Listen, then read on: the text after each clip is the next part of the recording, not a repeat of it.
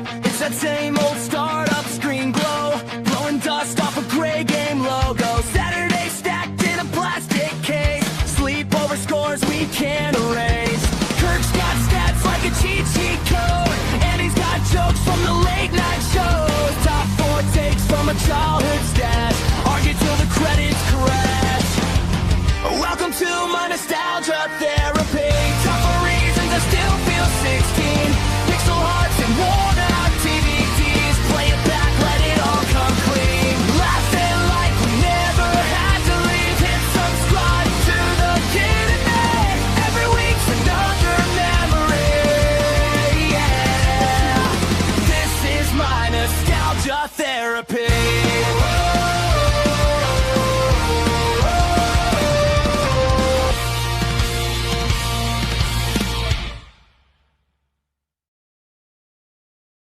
This is the Rushmore Show, where it's all about your top 4 and nothing more. Andy, you are frozen. Hopefully he's having internet issues. He's not at his house. And so we'll kick him off right now.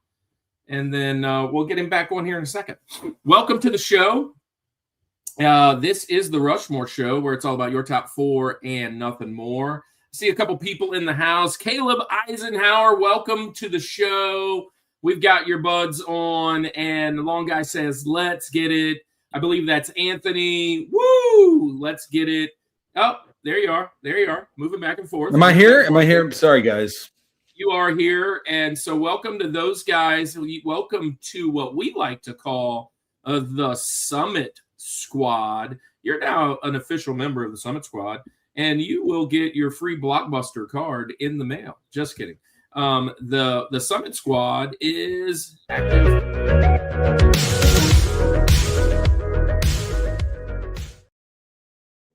So being a part of the Summit Squad, that just means that you're going to take a little journey with us through nostalgia. And we call it nostalgia therapy. And we are going to have a little fun tonight talking about your top 4. It's always a top 4, right, Andy? Top 4 video games that you wish you could play again for the very first time.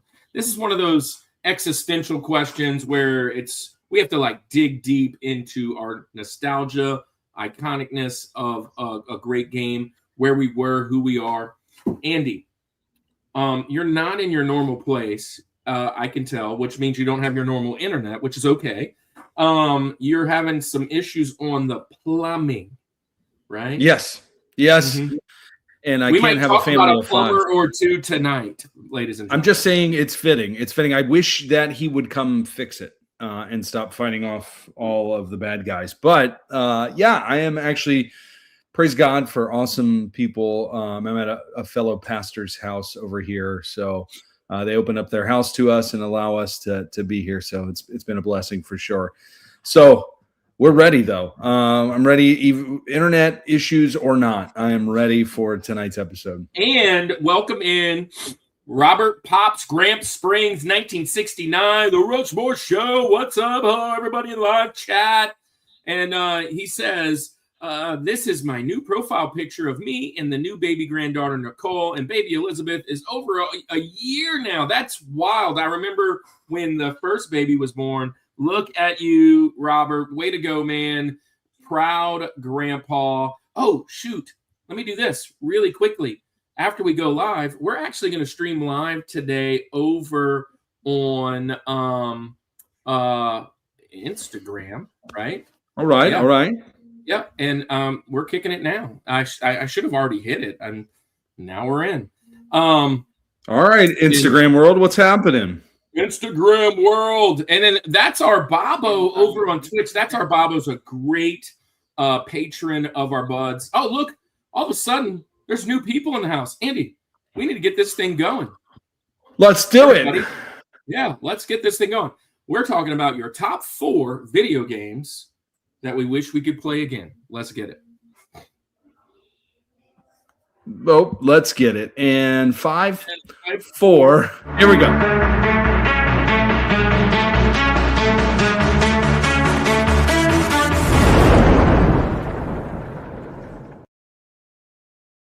So if you've been around here for a while, this means we're introducing the guest. But while we're introducing the guest, go ahead, hit that like button, because that's the best thing that you can do to help the stream after it goes live, after it's off.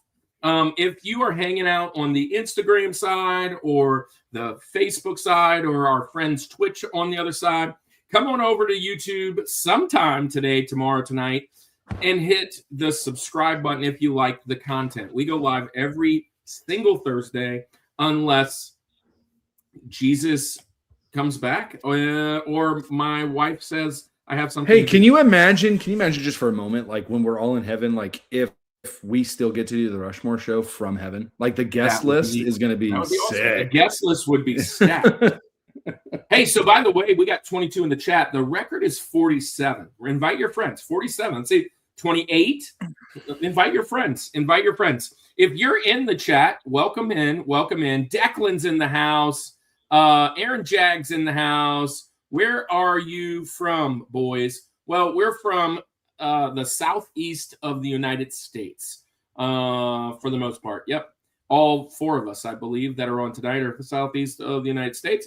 Hey, if you are a friend of the channel, I'm going to shoot some moderators out to you guys. If you're not a moderator, that's okay. If you become a moderator, that means you can share your channel and you can kick out people that we don't want around here. Just kidding.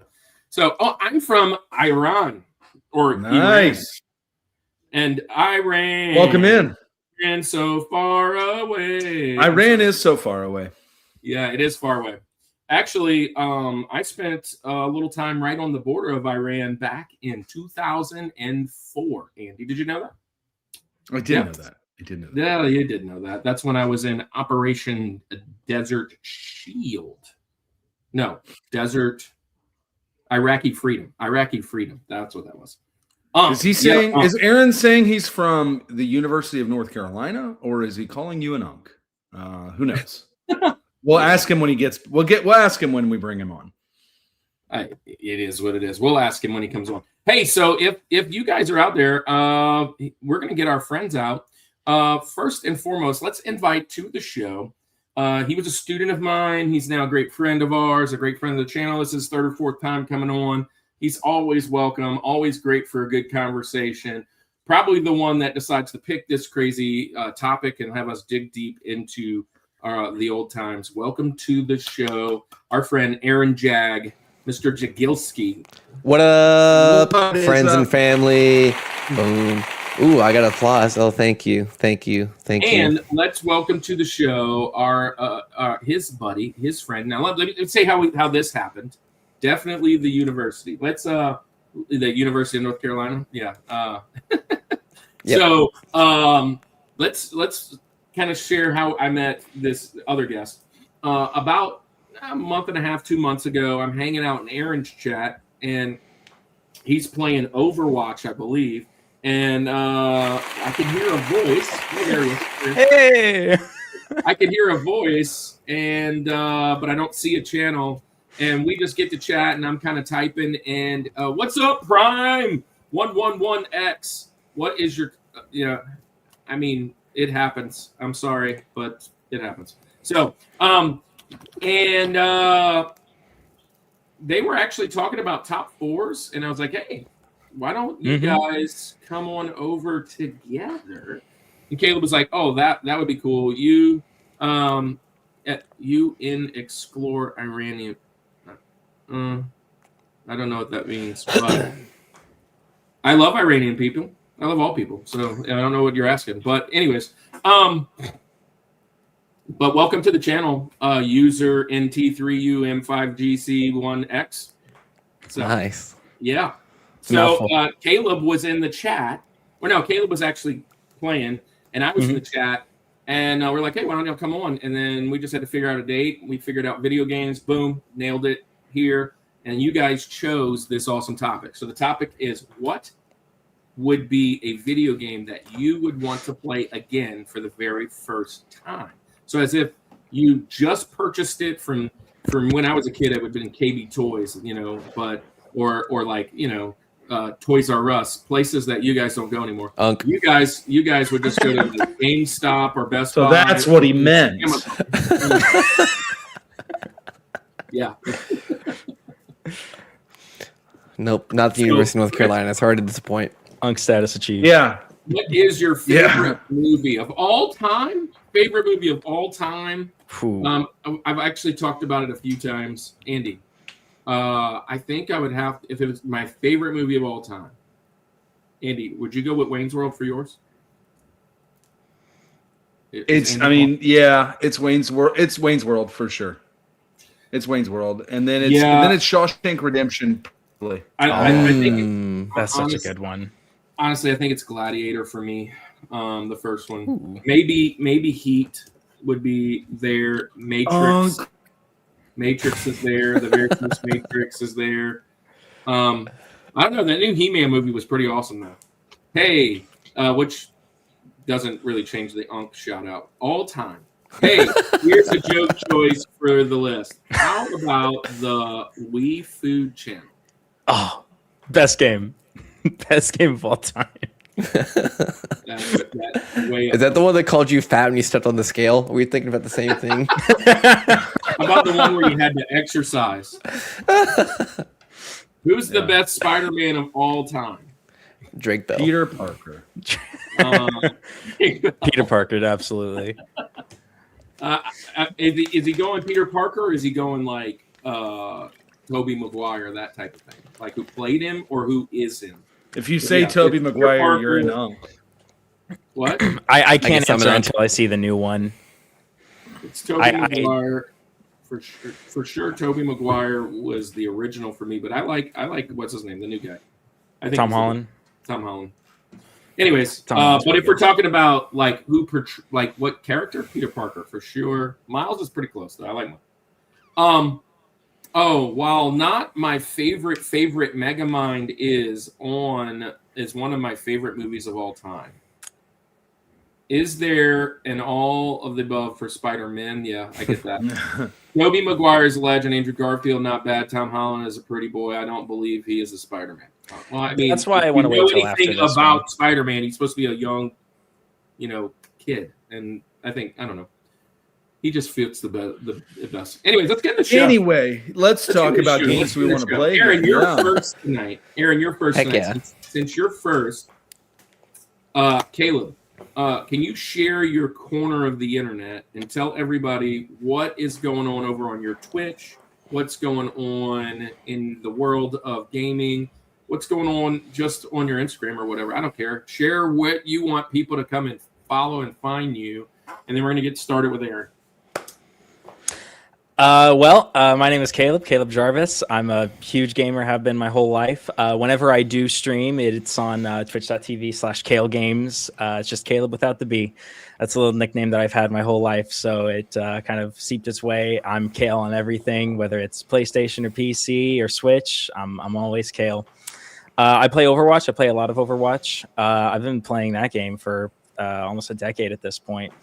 I played in college as well, and so even though I have a bittersweet relationship with Overwatch, I still play it a lot, and I'll play it on stream as well.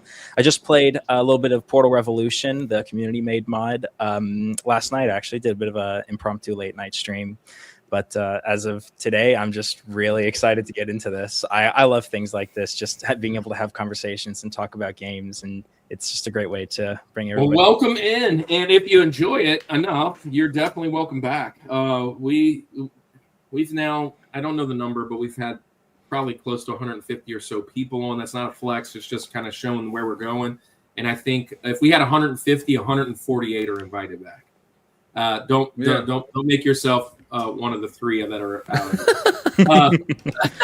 So Portal ? Says Declan, and let me throw some wrenches out. Long Guy Land, which I think is Anthony, right? Correct. Says the date is a lie. It sure is. So with that being said, Aaron, your turn. Now you're going first, Aaron. So tell everybody about your neck of the woods, your area of the internet. Then we'll jump into the show, which you're going to give your criteria. So Caleb, get ready for your criteria. You're after him. And then Rosie, which is number 4 on the list, our first one. Perfect. Sorry. Okay. So, if you guys don't know me, what up? My name is Aaron. Long story short, currently I stream on Twitch, YouTube. Mainly, I am a middle school pastor, so I love preaching to the next generation and getting them into the gospel, essentially. But I love doing that through video games as well. So I stream, I'll play Overwatch, Minecraft, Mario Kart, whatever, just talking about Jesus the whole time. I recently restarted Instagram page. I started when I was like 15. Just kind of talking about the culture of like Assemblies of God, which is like a denomination of Pentecostals, is that kind of thing. And really just like talk about the culture and making people be like, oh yeah, I remember that. But so overall, I'm just a kind of chill guy who likes to talk about random things about Jesus. And I have a fun fact that if you've ever seen a viral video of a white bald pastor rapping on stage, that is Caleb's dad. Caleb's dad has gone viral multiple times for rapping on stage at his church. So I've never seen that. Unreal.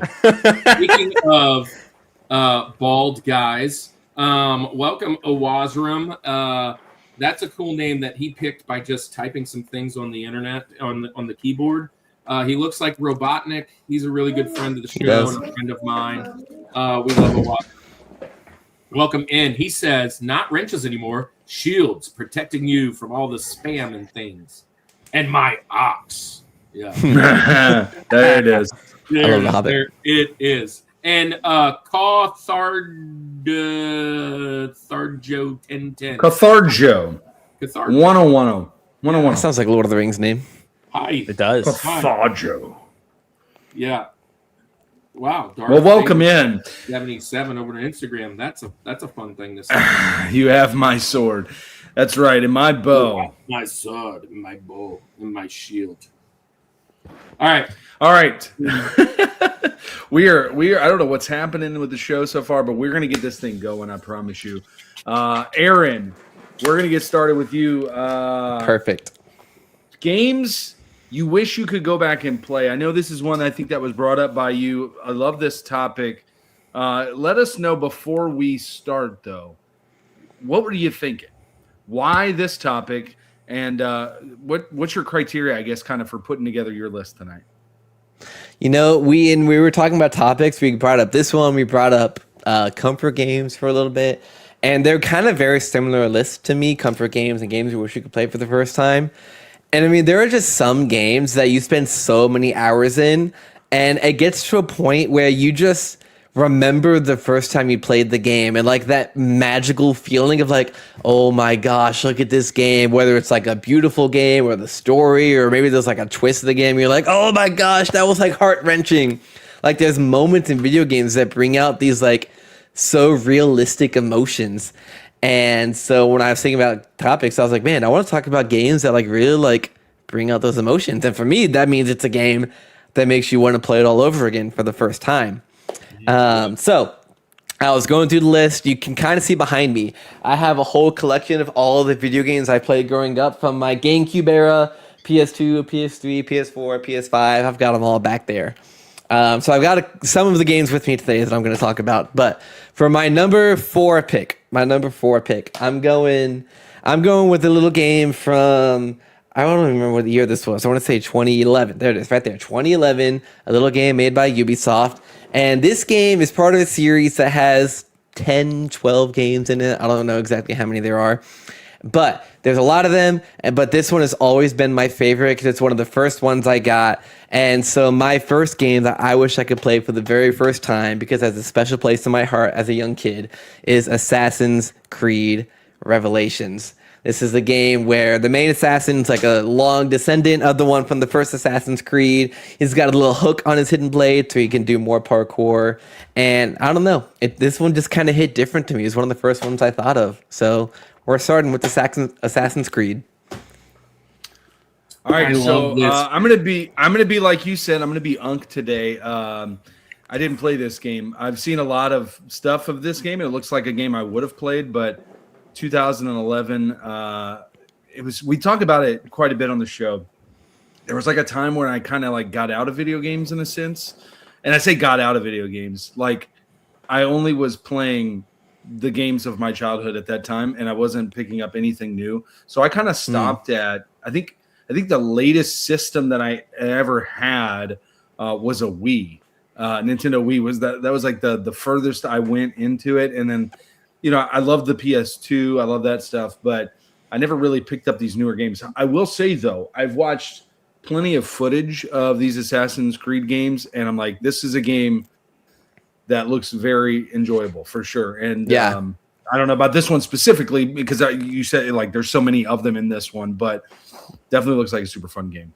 So real quick, Wazroom says quick 4, Phantasy Star, Shining in the Darkness, Shining Force, and so those 3 are his Sega.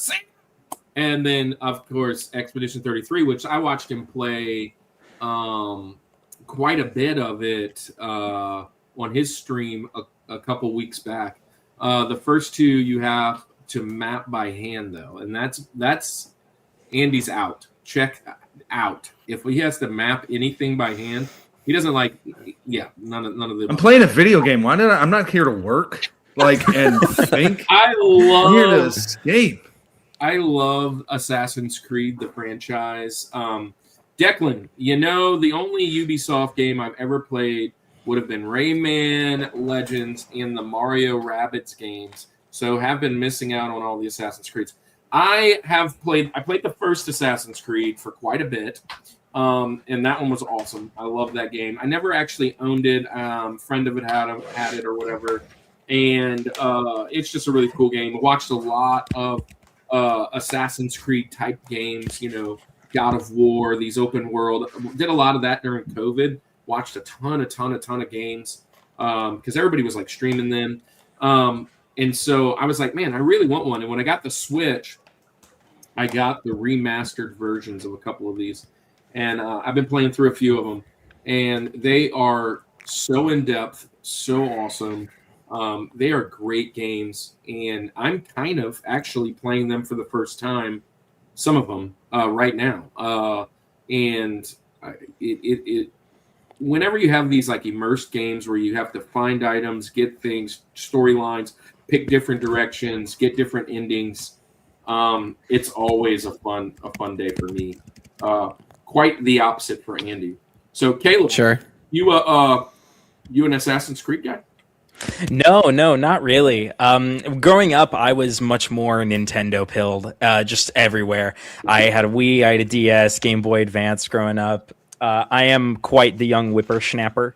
So PlayStations and Xboxes weren't really a part of my gaming world until about 2014, 2015. So a lot of the original PS2 and Xbox 360, PS3 games, I never really got into. So I wasn't a COD kid. I wasn't Assassin's Creed. There were a lot of games that I was just over here in my own little Mario world, just having a great time. And I'm still in that world. So, yes, I'm there too. I'm Nintendo all day, but again, these games do look fun. They look like ones that, like, if I was, I don't want to map anything. I will just say that I don't want to map anything. I don't want to. I hardly like it. It takes a very special game for me to even say the word inventory. So, hold on, you know what I mean. This for real is one of those core memories. He says, I think a long time ago I played a version of Assassin's Creed on my phone, and that's it. Feels like I commit a crime for not actually playing on a console of some kind. I'm going to tell you this. When Assassin's Creed first came out, they did do a mobile version. It was a very short, like 3-level type game. I played that game, and I loved it so much. And I have tried to find that exact version for years. Like every once in a while it comes up, I'll like go and I'll find something, but it's not that same exact game. That game was so much fun. It was kind of Prince of Persia-esque, like the old Nintendo version. And, like a side scroller? Yeah, it's like kind of a side scroller. It wasn't like full open world. And dude, it was such a great game. But that was like that was way unk days. That was a long time ago. I don't remember when it was. I mean, it was probably when Assassin's Creed first came out. So whatever that may be. But hey, Caleb, let's jump into yours. So criteria, and then go into your number 4. We call him Rosie for Roosevelt. Roosevelt, we consider arbitrarily as the 4th best president on the mountain. So I think it's universally agreed upon. Is it? I think Yeah. so. So there you go. Dude, I wholeheartedly agree, says Declan. Declan, thanks for being here. It's been a while since I've seen you, man. Thanks for being here, man. Well, sure, absolutely. So the criteria that I thought of was if this were to actually happen, how would it be? So if I had the pick to pick a video game in my current state, in 2026 version of me, I could just pick to erase every memory I have of that game, whether it was a memory I saw of someone else playing it or me playing it, just erase it and play it again with no knowledge going into it. So I didn't have the idea of, if I like put myself back in my kid's self to play it, because that kind of changed my answers. I love going back and revisiting some old games on the Wii, but every time I do, I realize how amazing technological advancements are, especially when it comes to things like input lag for controllers. So when I was making this list, I was thinking, with my cursed knowledge that I have of PlayStation 5 and PC quality games, what would I really want to play again fully? So a lot of my choices are mainly on the story. And for my first pick here,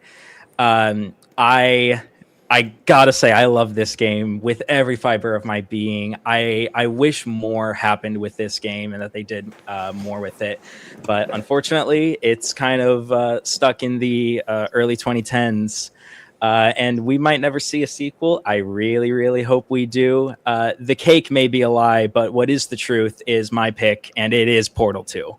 100%. It's not even close.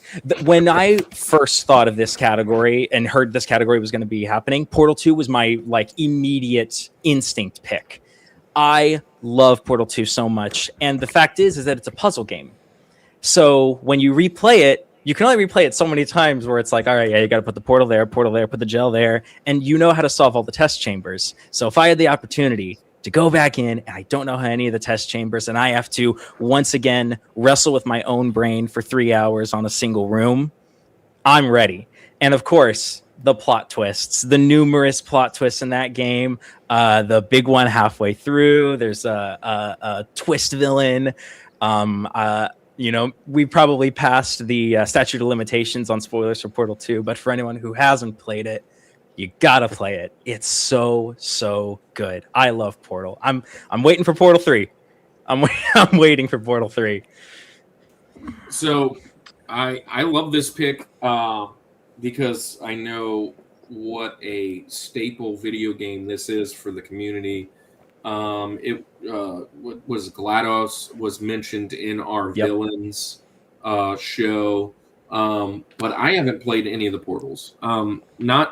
Not because I haven't wanted to. I just never had an opportunity, never purchased them. But they are widely considered some of the best video games out there in its genre. And so I love that you mentioned that it's a kind of a puzzle game, so you have to kind of figure out certain things.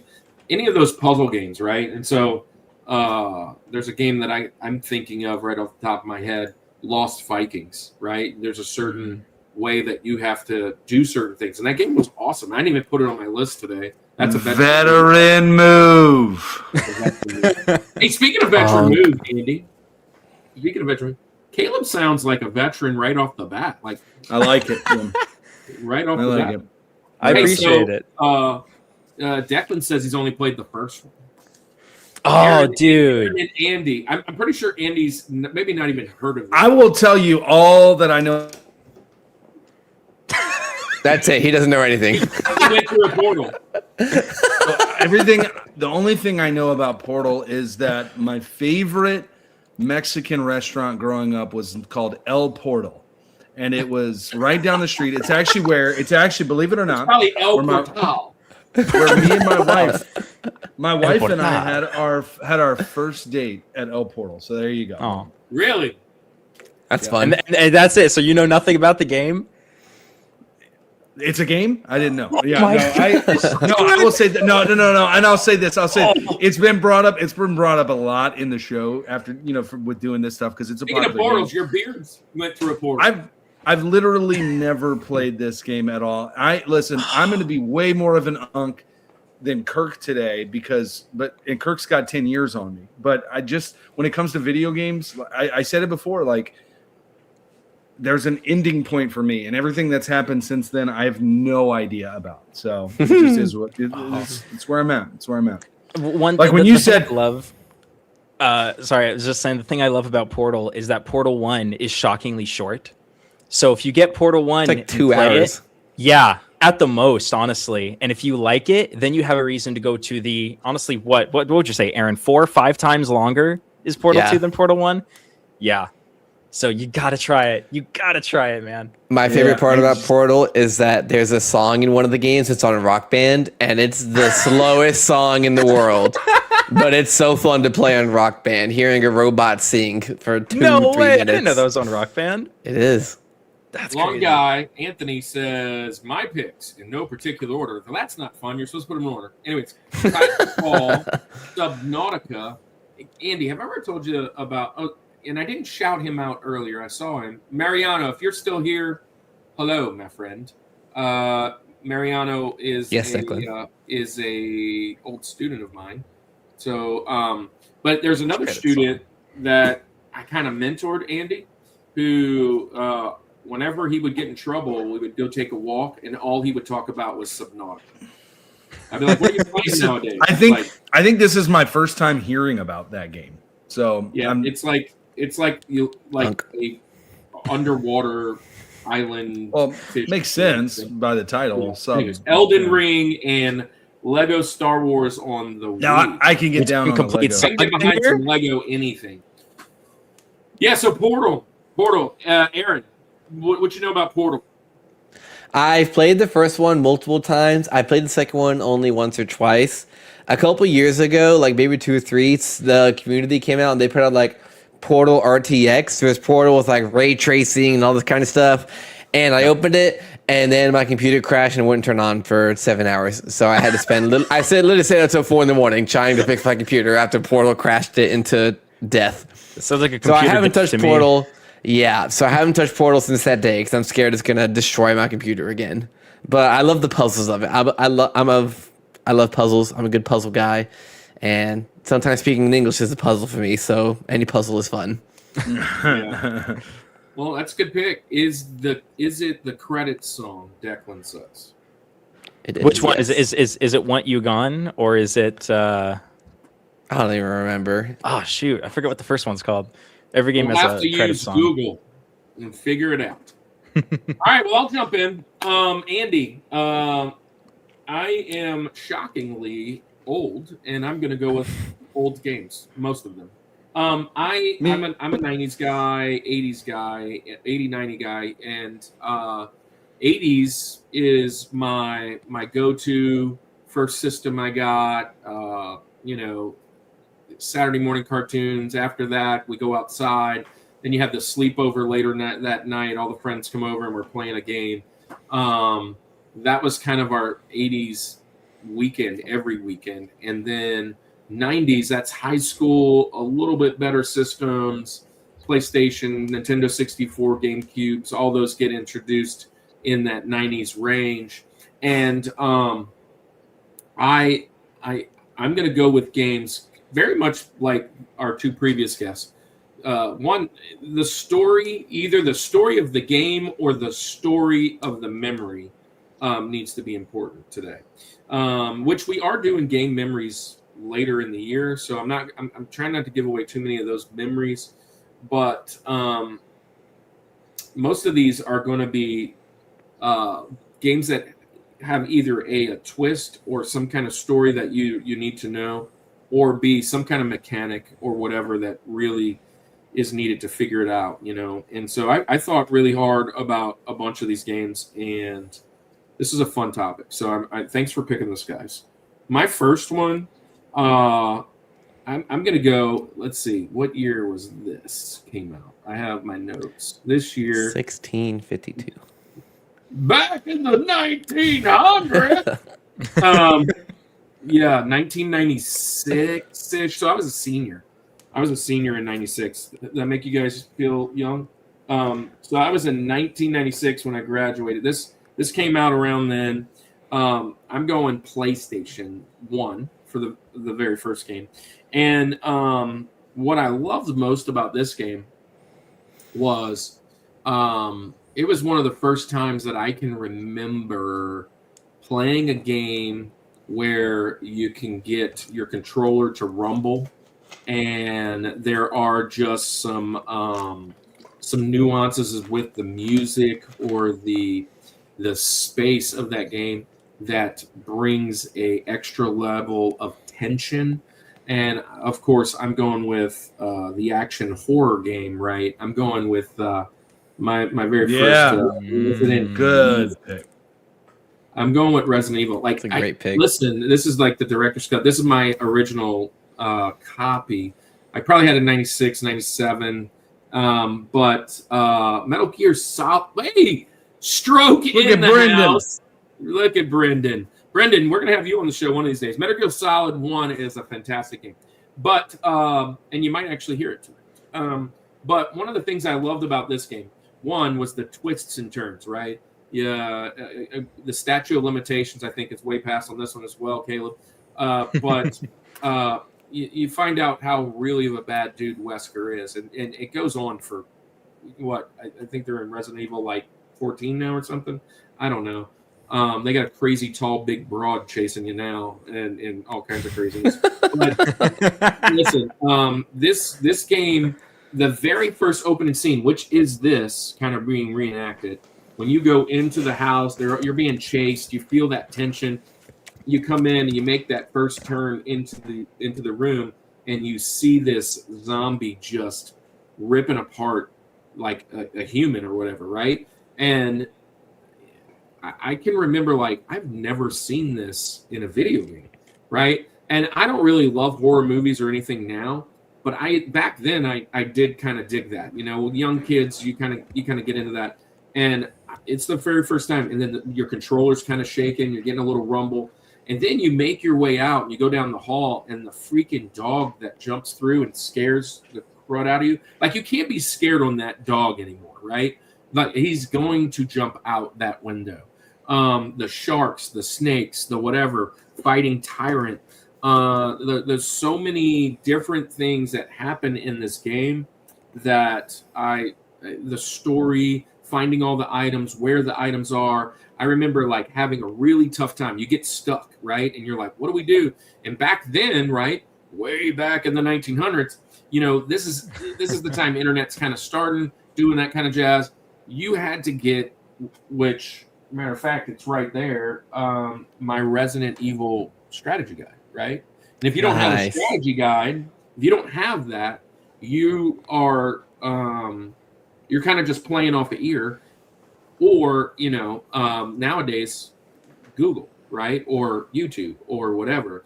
But when you don't know the game, it just is so much better, and kind of like figuring out how to get there is awesome. So yeah, crap my pants on that dog. That dog, the very first time it jumped out, I feel like, gosh, it was so awesome. But anyways, enough of that. I'm going in the very first Resident Evil. If I could play that one for the first time, obviously that also lines up all the rest. I don't know that I've played any of the Resident Evils past 4, but I have watched them. You know, The Village, the 11 with that crazy lady chasing you. What's it, Lady Madame Ioescu or whatever her name is. Anyways, crazy series. I love the movies too, even though they're cheesy. But Resident Evil is going to be my first pick off the bat. Great pick. Mm-hmm. Fantastic pick. I love this. Is the first one I know, so that's good. God day, you nice So, voice, you. Good day, you nice. I'm assuming You got a good voice, Kirk. BUKA4. You're saying, hello? You have a nice voice. I'm guessing. You do have a nice voice, Kirk. You do. And you know, Got that Yeah, bass up I mean, there. I have a face for radio, so yeah, there you go. That's good. Sarah says, I haven't played enough games in my life, but these are near and dear to my heart. Little Big Planet, never played that. Uncharted, I've never played that, but the movie was cool, which also Tom Holland. Tomb Raider, played that, and the movie was cool. Angelina Jolie. And then Alien Isolation. Cool game. It's a fun game.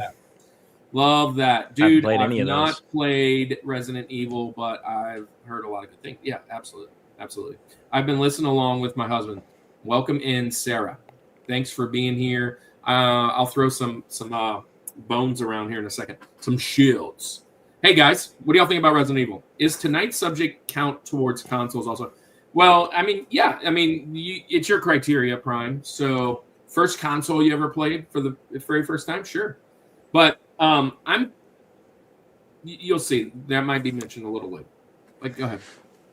I've never played the first Resident Evil, but I've watched plenty of like walkthroughs of other games. And yeah, you're right. They have what's her name, Madame Miscue or whatever. That's Lady Dimitrescu. Miscue, whatever her name is.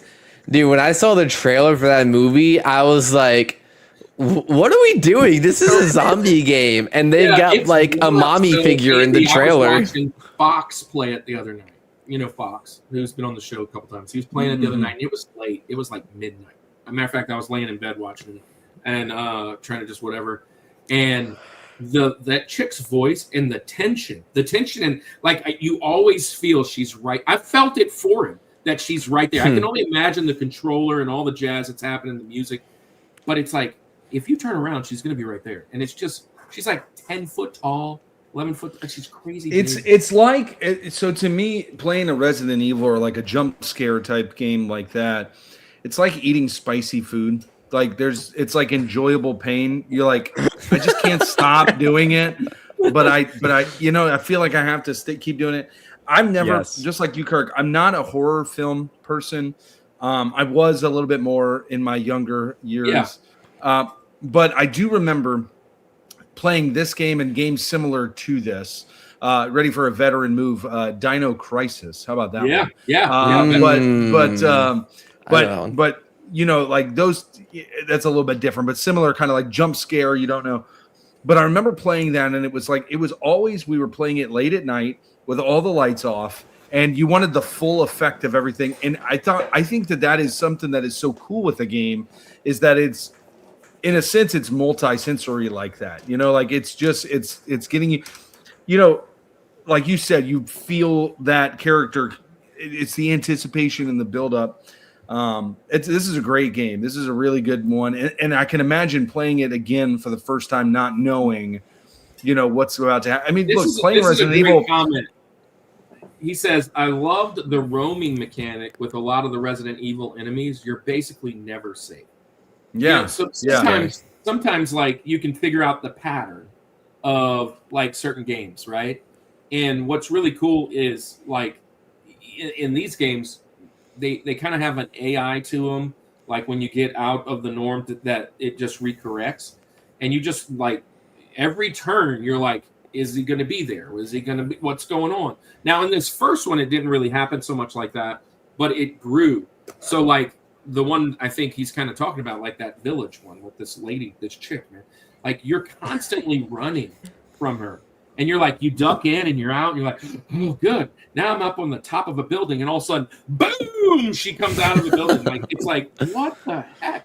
I thought I finally got away from this chick. And like the whole time you're running. It's like, it's wild. But yeah, that's a good comment. Prime says, for the games, Road Blasters, Mortal Kombat 2, ooh, a fighting game. Okay. The consoles, 7800 and the PlayStation 1. Yeah, I dig that, Prime. I dig that. All right, Andy. Yes. We're 43 minutes in, and we've only done one. Yeah, I know. But here's the deal. I'm going to be an unk like you today, because while I'm not as counter. Yeah, there's been a few. We need to retroactively throw those in there. But I'm a 90s and 2000s guy, right? So born in 89, so 90s, 2000s, kind of my wheelhouse of everything.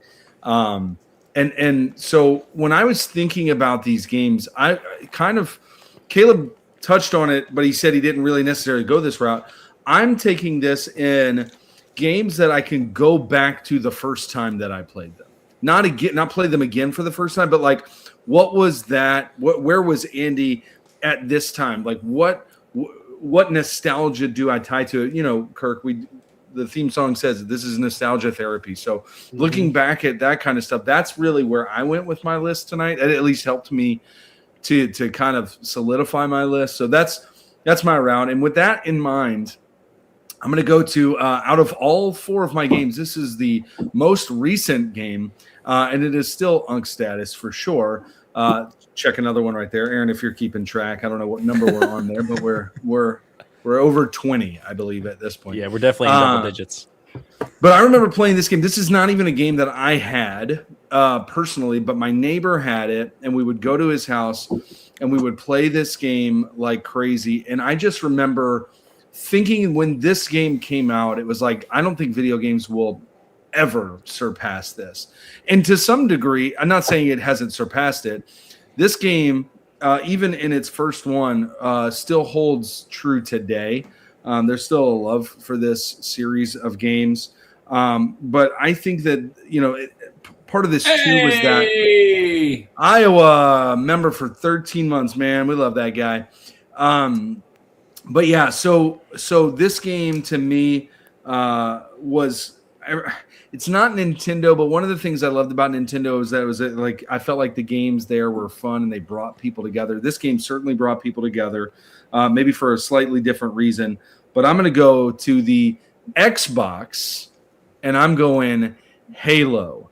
If I could play Halo and go back to that multiplayer one more time, man, that is like the whole like looking at people's screens, the just seeing Master Chief again, and then the story mode and everything, and then getting that whatever the sword was, and man, I remember like the world design, the level designs of these. I was like, what this is? I've never seen this in a game. How intense this is, and how in depth and all over the place. Anyway, I loved this game so much. I loved being able to get into the vehicles. I loved everything about this. And again, it wasn't even a game that I owned, but my neighbor did, and we would go and play all the time. So I'm going to go with Halo as my Rosie of games that I would love to play again for the first time. So it's just, again, going back to that memory of getting together with friends, multiplayer, just a blast. And by the way, Kirk, the multiplayer voiceover actor is going to be at the con that we are at this weekend, which is pretty cool. So, that's cool. So, I don't know if you heard that or not. Should I bring my copy? I'm just saying. I think we should get him to. Cool. I think we should get him to film a little, just like an intro to the show or something. Like you're watching the Rushmore Show. It's unfreaking believable. I'll it away right now. Is he Halo 2 as well? I don't remember. Maybe I think he does most of them. Yeah, well, yeah. I'll bring both in. Hey, so this is a amazing game. Top I don't know, 25 game in all of history, and it probably top 10 franchise in history type. I mean, you could it's all subjective, right? What did you like? Did you play Xbox? But what I love is there's this great memory for me. I was a PlayStation guy, so I didn't play a lot of Xbox. And when the Xbox came out, I was in the Air Force, and I remember like my Air Force friends going and getting an Xbox. I'm like, I'm not going to get one just for one game. And when I went to Iraq, which I mentioned earlier, I ended up purchasing it. Same with the GameCube. I purchased a GameCube and an Xbox while I was there. And when I got back, I had like 10 or 15 games for each one. I can't remember. And Halo was one of them. I played through a lot of these games that first like month back, and I was just immersed in video games. Hadn't played a while, didn't really worry about much of anything. I was just glad to be home, and I spent a lot of time. So when I think about the very first time I played this game, the mechanics are different. The controller, I hated the Xbox controller. That was the thing for me, and I still don't necessarily love it, but it is a great game, though. The story's awesome. The television show was pretty cool.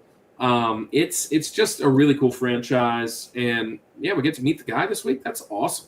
I can't wait. Pretty cool.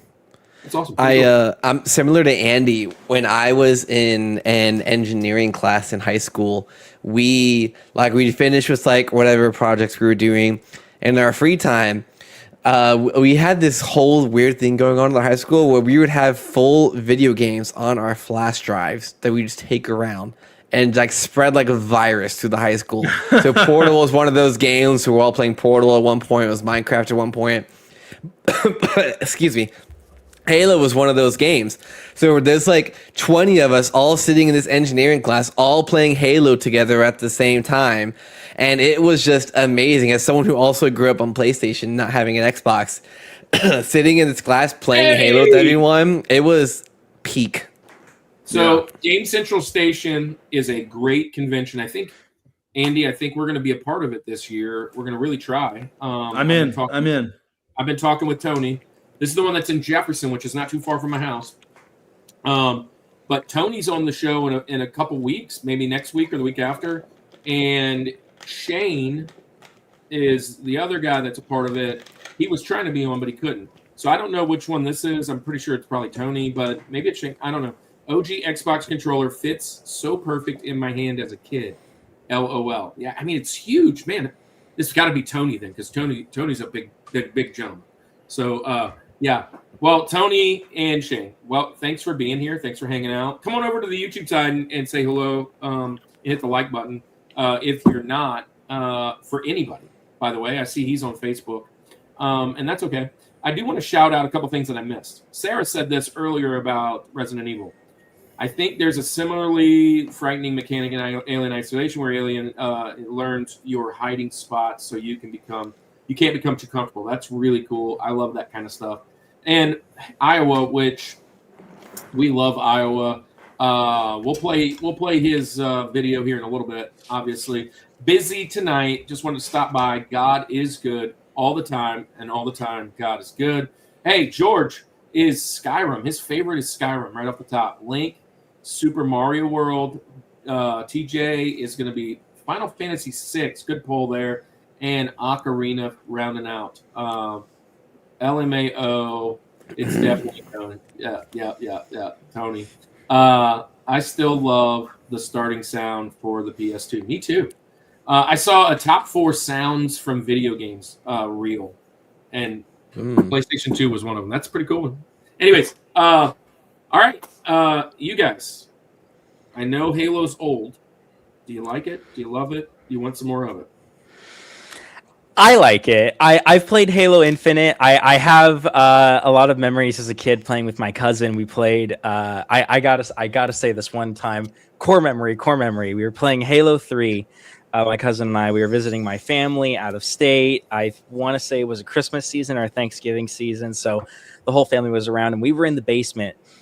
Playing on his Xbox. He had Halo, and we were playing on, I don't know what it's called, but it's a desert map, just in a custom game. It was like just us, where we were just shooting at each other, and they had banshees and ghosts available. And he was in, which one flies and doesn't hover? It's the Banshee, right?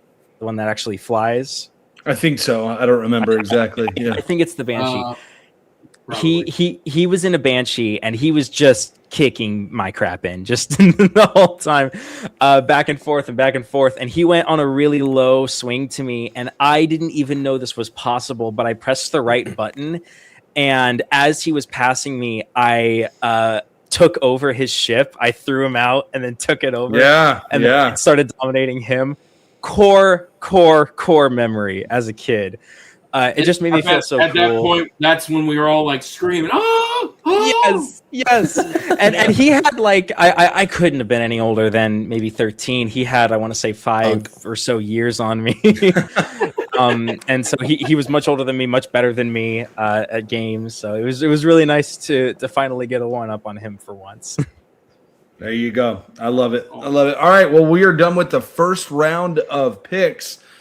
Meaning we're going to move on to our TJ Jazzy Jeff. Speaking of Jefferson, and we're going to go all the way back to Aaron. You were first, right? Aaron. I was first. So you're going to bring us, what is your next pick on your list of games you wish you could replay? All right, so I'm going a little into criteria-wise for Andy this one. This game has a special place in my heart because, long story short, not to trauma up or anything, but my dad died when I was very young, and I remember like the day or so afterwards, this was one of the games I spent a lot of time playing after that happened. And so I think this game has continued to shape who I am years afterwards. I've continued to love the character that is in this game and all the different iterations of this character that has been throughout the years, all the different actors that have played this character. We've talked about the idea of this character a little bit earlier today.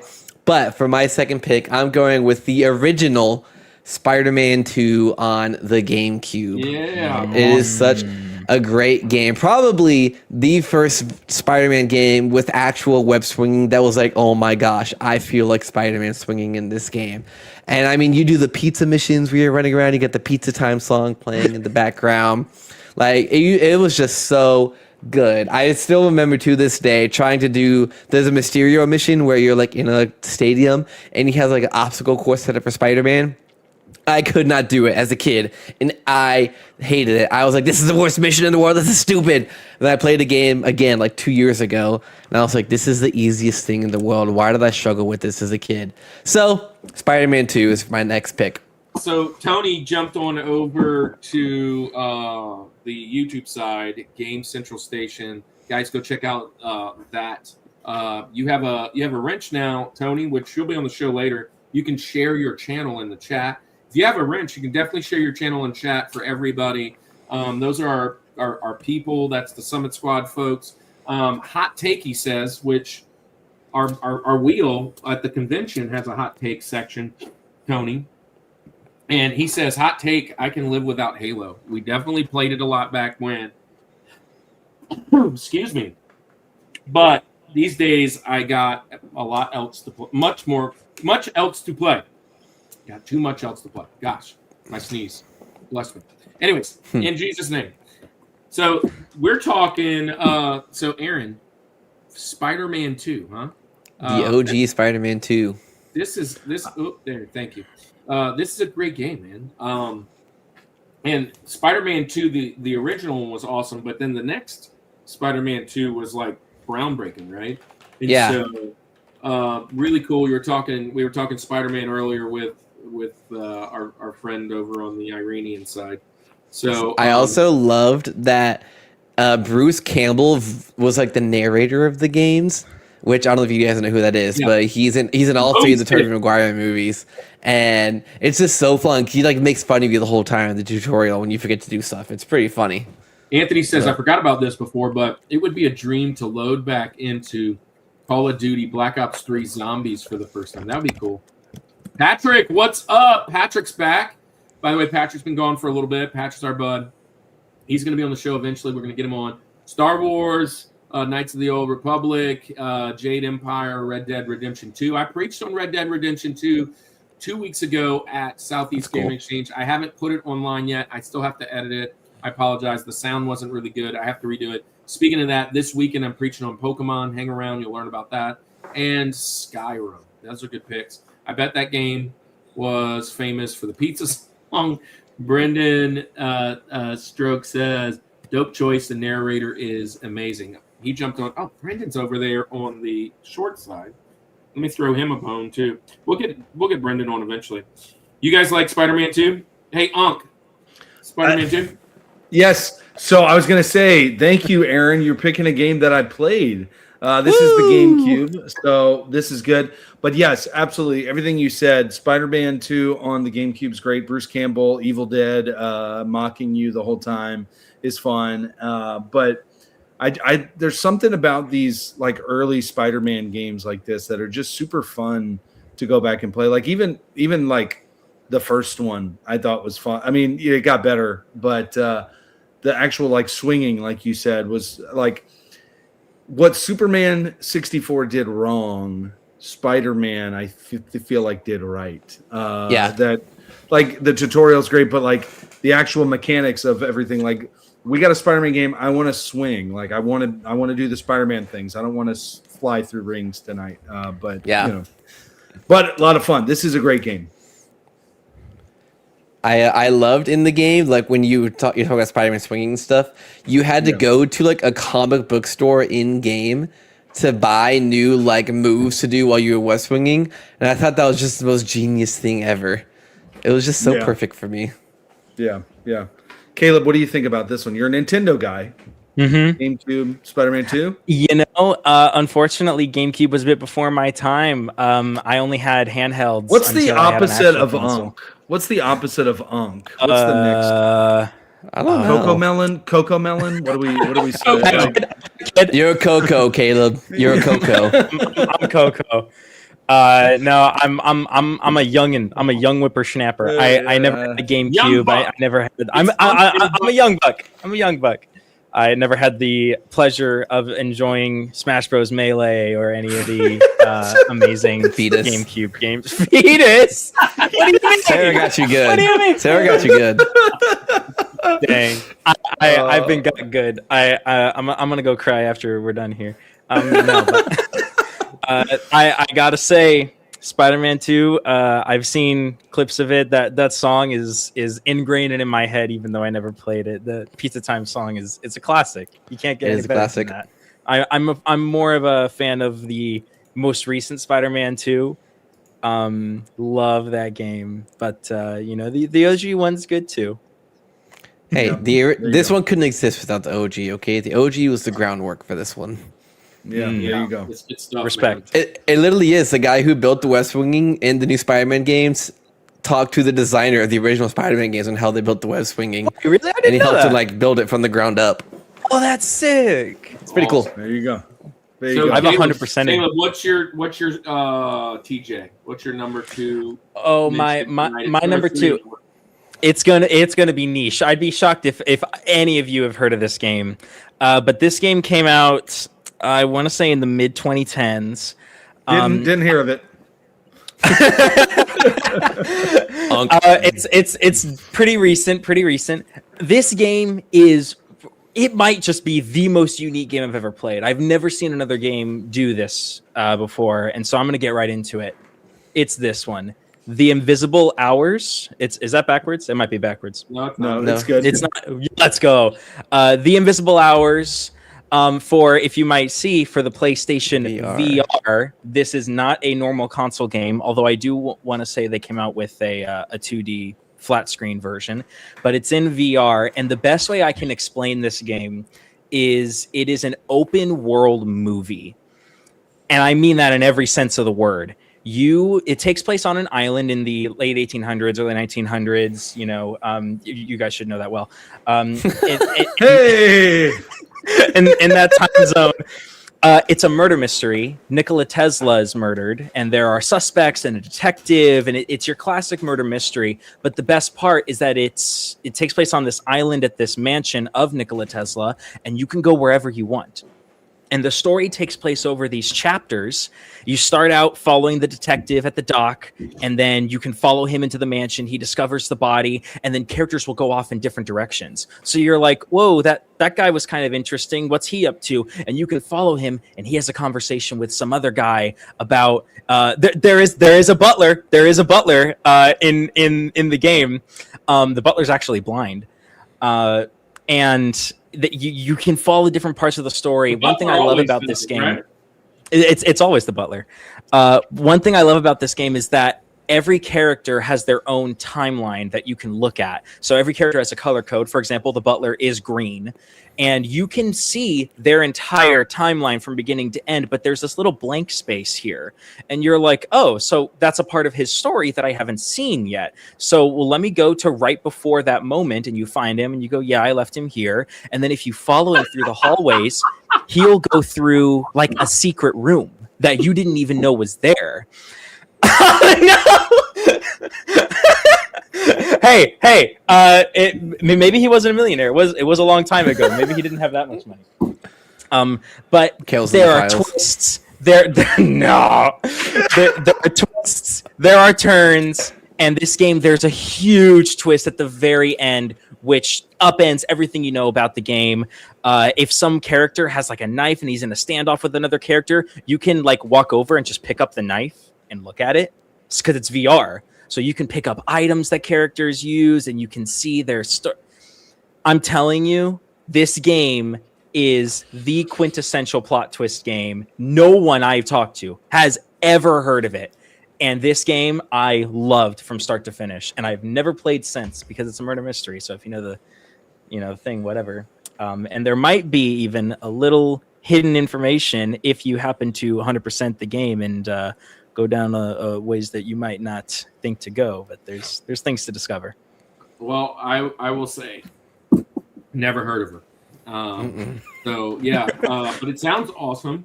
I like mysteries. I do like that trope of storytelling. But you're right. Like a lot of the television shows, like Andy watches, the same show over and over again. When you watch a mystery or whatever, and you already know the killer, or know the end, or you know the story, how it's like, I'm not going to watch that again. But I do love this, so I can see why you wouldn't rewatch.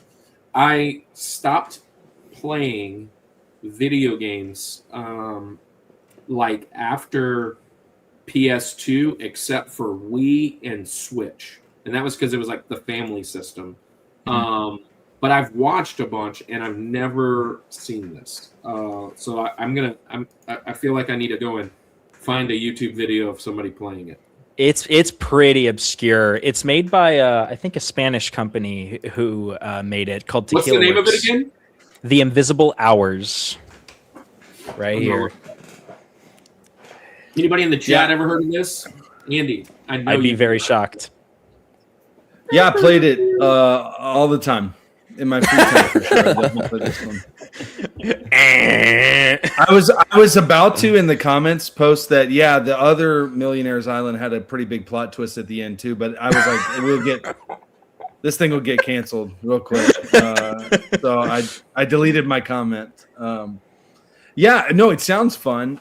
To be honest, I've never really even gotten into the VR world. The only VR that I know, and here's Unk, is a VR Troopers, the TV show back in the 90s. Yeah. Yes. I know what you're talking about. We are like VR Troopers. Yeah. Anyway, but sounds fun. Sounds fun for sure. Aaron, have you played this? Do you know this one? You can pick this up pretty cheap, by the way. Probably not the system, but the game is very cheap. It's like $8. The only reason I know this game exists is because I've known Kale for 4 years now, and I'm pretty sure I've heard him talk about it once before. Probably like 2 a.m. in the dorm at some point, and that's about it. That's the only knowledge I have of this game. Madman ramblings, and I just won't shut up. Sounds about right. It's common for me. Well, there you go. So, all right. Well, that's way to really educate us. quickly, So if you type in The Invisible Hours, so there are like 4 or 5 like them selling the game, but then when you scroll down just a little bit, it's all like books of spells and witchcraft and magic. Really? Yeah. I've never heard of this. Light magic, dark limits, candle magic, witchcraft, the mysterious book of magic. Interesting. I might have to give it a play whenever I get a new / used PS4 for myself. Laugh out loud. Can confirm nobody has ever heard of the Butler game. Well, that's okay. I can be in my little corner. Hey, so that's good. I mentioned things that have never been heard of as well, Caleb, except most of the people are too young to know. That's why. When I mention the things. All the things. And I guess it's my turn. yes. All right. I should save this for next round, right, Andy? Which that kind of leads in. If anybody's been around, I know what we're doing here. if But anybody's which one? been here, you know where I'm going. But it's top 2 franchise all time. I wouldn't go with number 1 because it's just not a lot of mystery / there's not a lot of puzzles, there's not a lot of whatever. Number 2 always gets a bad rap, really fun game. But I'm going to go with number 3 is Iteration for the Super Nintendo. Again, I should probably save this for Link because I am definitely going with a Link to the Past. And there she is. My old John Hancock written right there on it. Wow. That's my copy. But listen, I'm a Zelda guy. There is I could do almost every game in the franchise. I've seen Ocarina in the chat. It might get mentioned later. But you could do several of them. The new Switch version, some of the old Game Boy, whatever. To me, dungeon crawling and the like going into the and finding the different things, both sides. This was the very it's Herbie. This is the very first one that I remember kind of feeling that adventure a little more in depth, and just a really great game. It is my favorite Zelda game of all time. There's probably more nostalgia attached to it than it being the best game. There are some errors, but if I'm going to go back to a game that I know I'm going to spend a couple hours in, I would love to play this for the very first time, mainly because it was one of the first Super Nintendo games I got. The time that we were going in, seeing the graphics on this. Again, Caleb mentioned kind of eliminating all the idea of the knowledge that you have of what games look like today. The Breath of the Wilds, right? This is, or the Tears of the Kingdom, or wherever you go.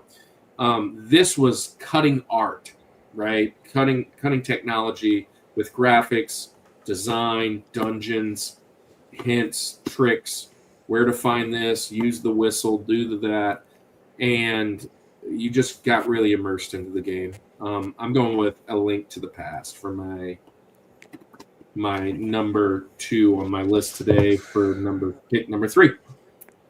That's like taking I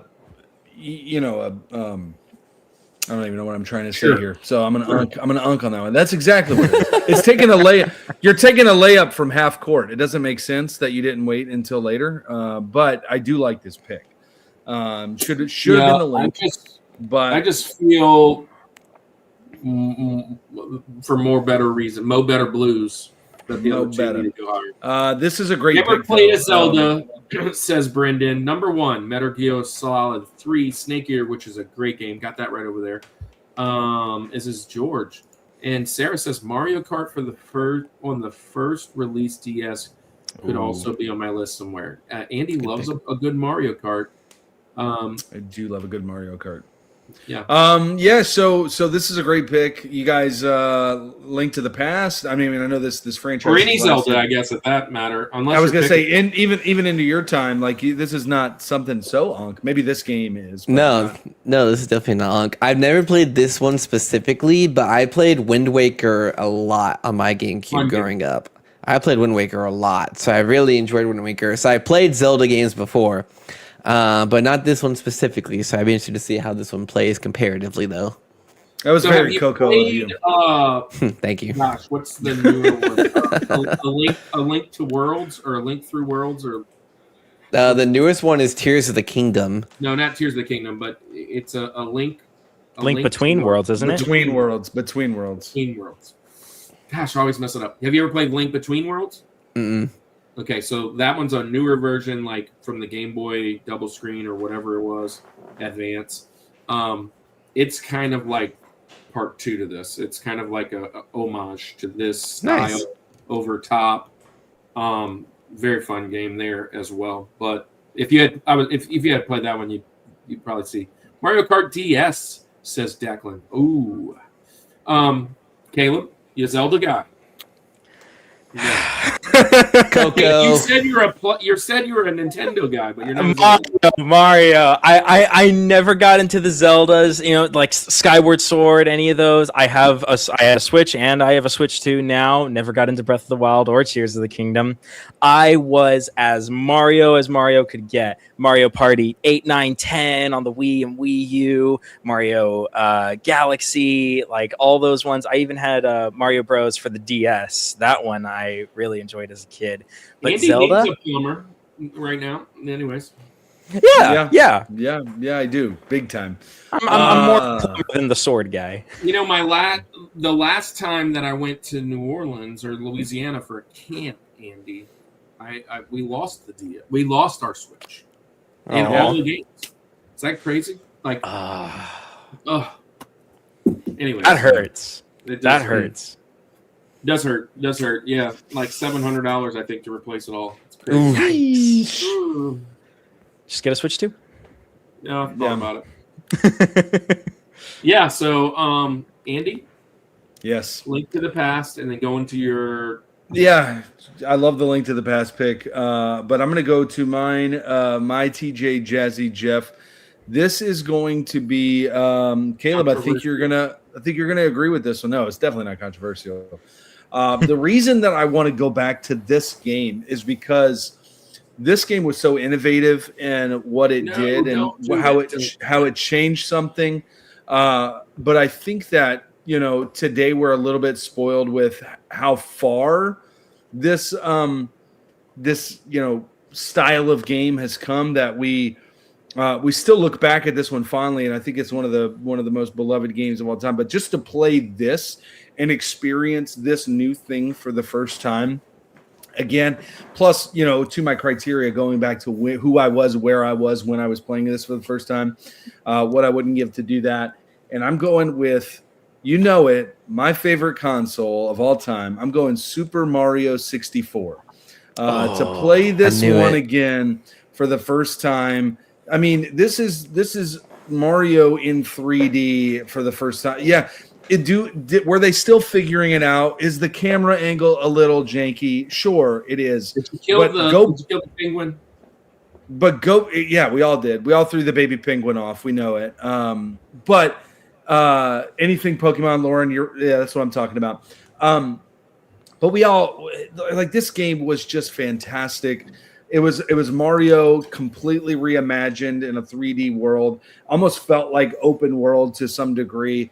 I loved this game. The jumping through the mirrors. It was just a totally new, fun look at Mario. Of course, Mario was great before. There's some games that I may even mention later in this same thing that we may talk about.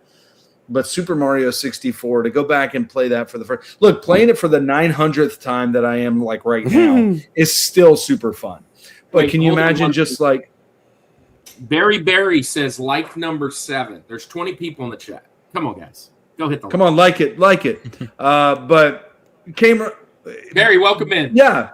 That's what I'm saying. So, Game Central Station, you're saying, camera angle wasn't janky back then, but so that's the whole idea of going back, not being jaded to this doesn't hold up, to experience that for the first time with that eye of this is something totally new and amazing. So yeah, I'm going Mario Kart, or not Mario Kart. I'm going Super Mario 64. Andy, you'll love this. Lauren says Mario Sunshine was her favorite, and anything Pokemon. Anything Pokemon, I do agree with that. Boo, $80 games, because they're talking about Switch 2. It's true. Link to the Past was so great, was so fun, so much exploration.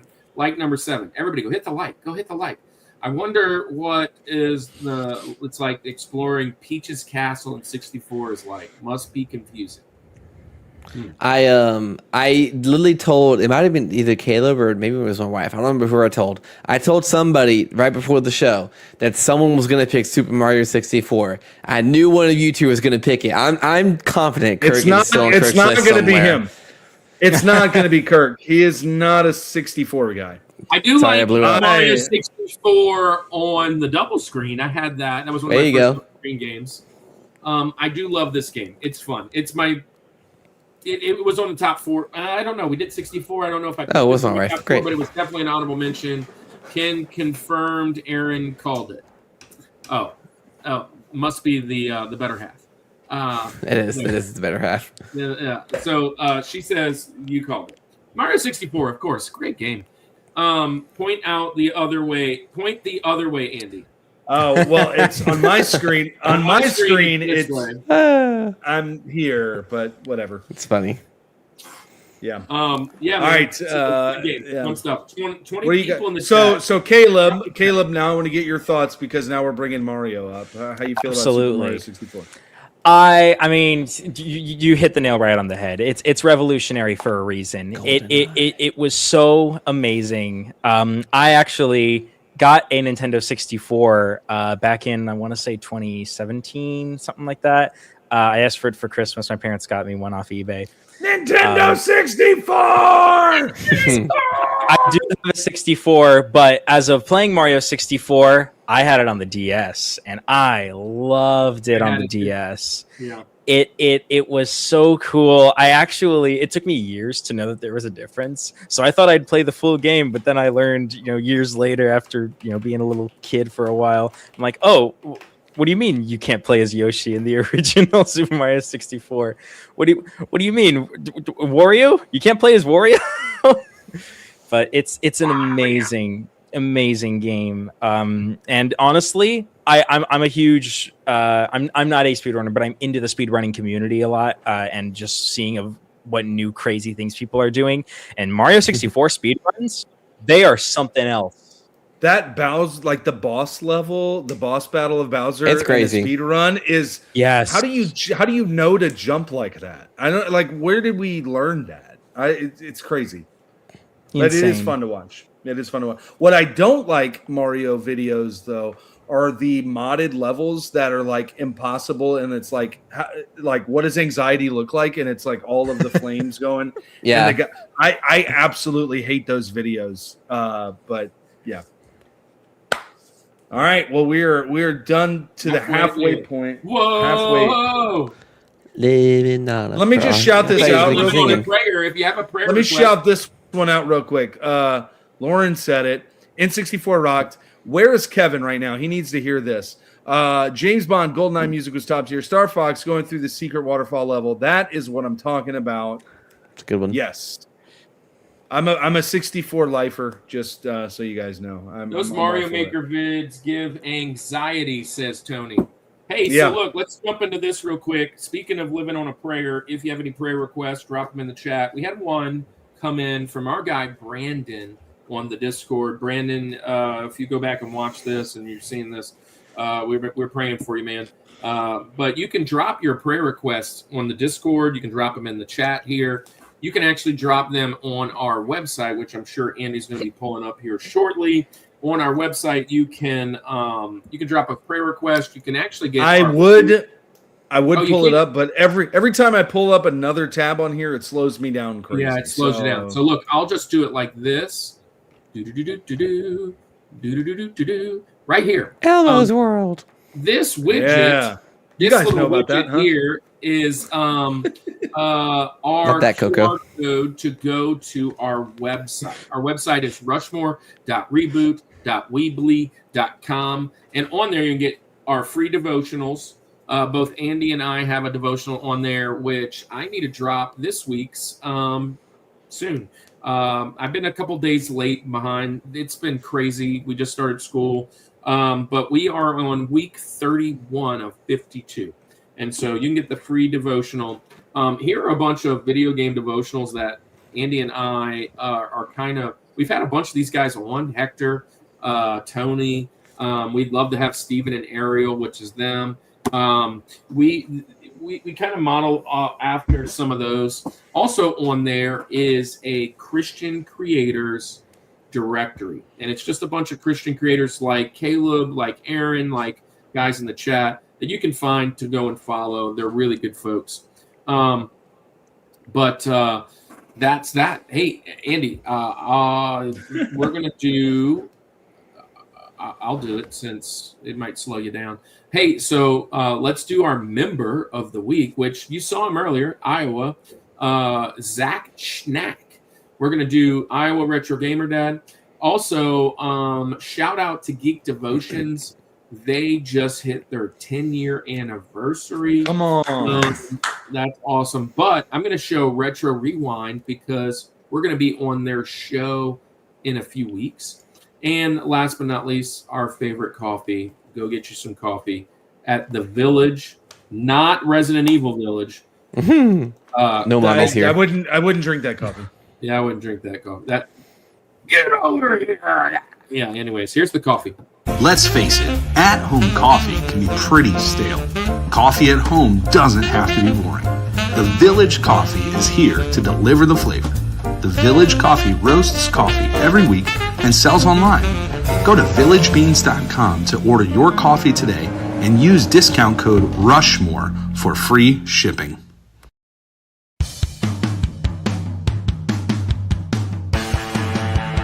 Every other week, join the Retro Rewind Pod as they travel back 15 or more years along the entertainment space-time continuum in their mission to review movies and games, establishing what is still worth your time today. Expect fun banter and trivial insights from Francisco, Paul, and rotating guest hosts who are all out of time. And Iowa. Oh, Iowa. Zach, the Iowa Retro Gamer Dad, brings heart, honesty, and heat to retro gaming, collecting, and pack ripping with his son. From tackling addiction and mental health to calling out scalpers and celebrating nostalgia, this channel is where real talk meets real fun. Follow the journey at youtube.com/@Iowa Retro Gamer Dad. And also follow along on Instagram and Twitch.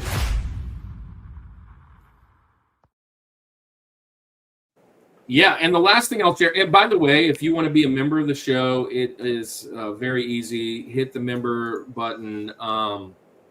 Obviously, super chats and all that junk are welcome, but if you join the member, that all goes towards helping us get to other conventions to share the gospel and what we call Nerd in the Word.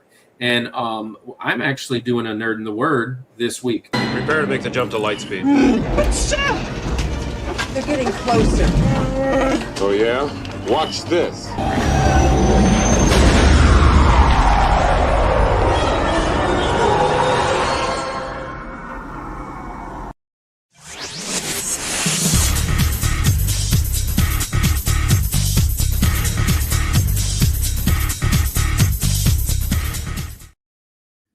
So, man, that's an old video. I accidentally hit that one. But Fridays.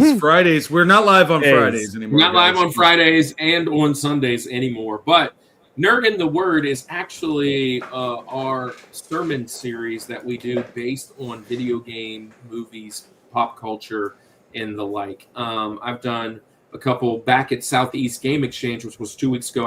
I preached on Red Dead Redemption. And this week, coming up this weekend, this Sunday, hopefully we'll be live. I am preaching on Pokemon. And Andy, I think you should be the one preaching on Pokemon, and you should let me go do your job at the church. That's what I think. Hey, man, dude, I would look. We're moving speakers on Sunday, so I will gladly give you that job.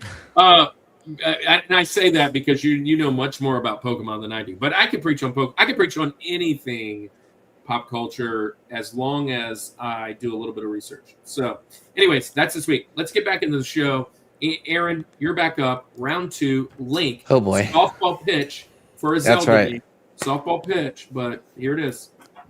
Okay, I have been struggling between number 1 and 2 this entire show. I can't even just talking about it. I think okay, I have to go this one. Okay, I've been struggling all day trying to decide which one is which. But this game that I am going with is a game that came out. This game was in 2011, specifically on November 11, 2011. So it came out on 11/11/11. Fun little fact. But this is definitely my number 2 video game of all time. I love everything about this game. This is an amazing video game. It's the fun fact. I currently have this game installed on my computer on Steam, and I have 964 mods on this game on Steam right now because I love this game so much. It's one of the most modded games of all time, as well as should be. It's an amazing game. I'm pretty sure won Game of the Year, and both of the previous games did, which they all should. So my number 2, we're going with the Elder Scrolls Skyrim. I've seen in the chat a couple of times, so we're bringing Skyrim into it. There's just something about taking down dragons and shouting at them. I've always wanted to shout at a dragon. You get to do that in this game. So yeah, we're going with Skyrim. Skyrim mentioned. Skyrim joins the chat. What's up, Kimmy? Leaf from the Vine. Hey, so Leaf from the Vine, you're over on the Twitch side. Speaking of Twitch, we're not live on Twitch today. We're actually live on Instagram, which I was just testing it out again, as I do every once in a while. But if you guys come and join us over on our Twitch, we are really close to the partnership. So it's the same, Rushmore.com. All of it's scrolling at the bottom, by the way. So Leaf from the Vine, I didn't know you were here. Hello. He's been looking too. Skyrim, Andy, you love this game. Yeah, it's got my 3 least favorite letters, RPG, attached to it. So I never was a part of it. I listen. I understand the hype behind it and everything. I want to. Can we kick this guy out of here? Look, my internet might do it itself, but I don't know, man. There's something I just never got, and it worked. There you go. There you go. I muted. RPGs suck. That's all I'm gonna say. All right, and I'm out. Brendan says, "Boo this man." Boo. Yeah, I know. We have one of those. We have that. RPGs are good. Yeah, RPGs. We what's funny enough, we actually did an RPG episode. Yeah. And Andy hates RPGs, and like 4 out of his 8 were Pokemon. Wow. As they should be. As they should be. Pokemon's good. Which Skyrim has the dragon, that dragon with the compelling speech. That would be Skyrim. They're all Elder Scrolls games, Declan. There's only one called Skyrim. He does have a pretty good speech, though. There's a dragon called Parsanax who's like super wise. He's like the Gandalf of Skyrim, and he's a dragon. Is it Sean Connery that does that? Was that dragon part? Where he's the voice? Sean Connery. Mario and Luigi, anyone? Says Declan. Hey, I love Elder Scrolls. I love RPGs. I will admittedly say I have very little time. These are games that came out mostly post PS2, and I just didn't purchase. This was a time in my life when these games came out that I was like either starting a family or doing stupid stuff before I knew Jesus, and I just really didn't spend a lot of time in video games. And then after starting a family, most of my time has been sucked into that. I have this little system here that I play with my kids, but I don't have a PS3, 4, or 5. Actually, I walked by a few at Southeast Game Exchange. I told my son, I was like, I can finally pick up one of these. 3, 4, 5, whatever. Probably a 4. I probably went up to 5. But for games like this. But here's the thing. I buy these games now. I start them. I love them. I get hour 2, 3 in, and then I'm done. And then when I come back, I feel like I have to restart from the first because I forgot. And that's kind of how my role-playing game life is now. And that's why Andy hates them. But I love the whole stories behind them. Caleb, do you love Elder Scrolls? Any of them, Skyrim, or any of that? I know a shocking lot about Skyrim, but I've never played it myself. The modding community is absolutely huge. I've seen everything from turning enemies into Sonics to absolutely changing the entire game fundamentally. And in the RPG space, I've played a few here and there, some Pokemon. I just finished Kingdom Hearts 1 actually for the first time very recently. Great game. I enjoyed that game. That's a good game. I almost did, if I'm being honest, but it was a little too recent, so I didn't have the much nostalgia attached to it. So it didn't quite make the list for me. Kai Chronix, is that how you say that? Says, I have no idea how you say his name. The Elder Scrolls is a mid RPG. Them's fighting words. There's a strong fan Charles base. Martinet, which is the wahoo.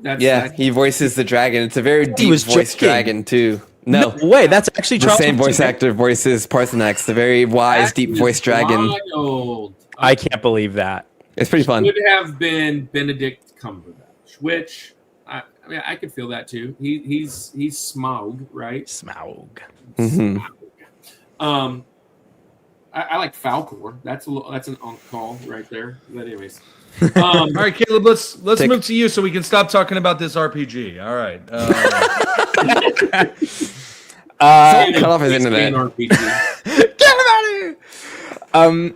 So going back to my roots, I wrestled with this pick specifically a lot. The other three I was pretty sure about, but this one right here, I really wrestled with.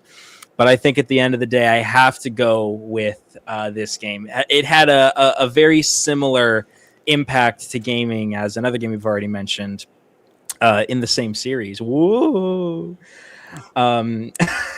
I played this game as a kid. I played this game as an adult recently when they just released the remake for it. But I have to go with the one, the only, the game that impacted the Wii more so than probably any other game, Super Mario Galaxy.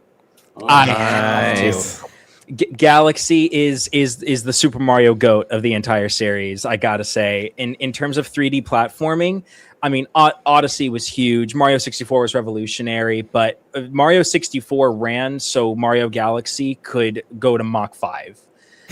Galaxy was completely revolutionary. No one had ever seen anything like that in terms of the gravity mechanics in the game and all the different worlds. It seems that in recent times, and I might just be off my gourd here just a little bit, but in recent times, a lot of franchises, especially Mario, have been too afraid to really branch out. Like when you think about Mario Kart and the tracks of today, they're not as interestingly thematic as Mario Karts of before. Like Choco Mountain, a Mario Kart track that has been in multiple Mario Kart games. Unless it was a remake of a past track, a lot of the Mario Kart tracks is, oh, what if Toad had a factory? Or what if Cheep had a beach? Or what if Mario character had Mario thing? But they didn't go crazy like a whole track, just the Wild Wild West with a train. It's not, Bowser's Saloon. It's not anything like that. It's just a crazy thematic thing. And I think Mario Galaxy did that very well with galaxies that had different themes, like the Honeybee Galaxy. There's just bees. There's bees. They fly. There's a bee? There's a bee? Give Mario a bee suit. He'll fly around. And I feel like that doesn't happen often today. Odyssey did do it well with New Donk City. And that was a really good example of, it's just a city. It's not like a crazy Mario'd city. It is actually just straight up NYC, just placed in Mario. And I like that. I like that thematic. And so we got that a lot with Mario Galaxy. On top of, there are just so many galaxies to explore. The game is so expansive. And yeah, it's amazing. It's got to be in my replays. I love this pick. It's a really good one. A lot of cool comments in the chat about it. Yeah. And it gave us Rosalina. There you go. Beat. Galaxy ain't Super Paper Mario, but I'm with Caleb. I mean, come on, it gave us Rosalina. I will say this. I've seen lots of games through. I've never played Galaxy. And it's not, again, all the games mentioned today are not games that I'm like anti-playing. It's just I didn't have an opportunity. And when the new movie came out, I was so like kind of bummed or upset because I was like, dang, they're picking a game I haven't got a chance to play. I need to go buy it so I can play it or whatever. So I did watch a whole bunch of gameplay. I know the mechanics. I know the idea. I love the jumping from planets to planets and all that. It's a really cool, innovative game. But unfortunately, I haven't played too much of this one. I wish I have. And I have a Wii. I just don't know why I never picked this up. But Mario Galaxy, good pick. I mean, it's actually a great pick. So this game gives me nostalgia vibes. I never actually owned this game, but it gives me the vibes of when I used to walk into GameStop and they'd have game demos you could play. And for the longest time, Super Mario Galaxy was one of those games. I would love walking into GameStop. One of those, like, walking up to the kiosk and I probably have played it a few times on something like that. But I used to love walking up to GameStop and just playing this game for a little bit and picking up where someone else left off in the demo. It was always fun. Mm-hmm. Really, really cool pick. Really, really cool pick. Man, 25 of you in the chat. I hope you guys have hit the like button. That is the most important thing to get to get it out once we hit in stream. But and by the way, the record is 47. So invite your friends over. Come tell them to come hang out with us for a little bit. We've got a little bit of time left. I'll jump into mine. All right, Andy, do you want to talk about Galaxy? Aaron? No, I think it's a great pick. I think everything we said, the mechanics. To your point about the movie, though, I do love that they still. It was Galaxy, but there was enough of other games to still appease the unks and the audience. Yeah. So I'm going to jump in and I'm going to say this. Prime was in here kind of saying, hey, are we talking consoles? I said, hold on a little bit, maybe. Here's the thing. You talked about Mario Galaxy, Mario Odyssey, Mario. You got to go back to the original Mario. Come on now. To really get it down. And here's the thing. Nice. I'm picking this game for multiple reasons. It's an okay game. It's one of the games that launched speedrunning. I mean, I love watching speedrunners speedrun this game. The video of, and this is just like a sidetrack, but the video of people like setting it up to do it by a computer to try and get as fast as you possibly can, and then like the actual speedrun guy is only like within a second of that. They're like, it's almost impossible to get any faster. This game has got that kind of vibe. But the reason I'm picking it today is multiple things, right? You talk about memories. I'm probably going to talk about this memory later, but I had an Atari, but this is what made me fall in love with video games. I can remember 1985. I would have been 7, probably going on 8 years old. Christmas, 64. I got the Nintendo Entertainment Center under the tree, and this is the game that comes with it, right? And whether it's Duck Hunt or it's the regular Mario, playing this is just phenomenal.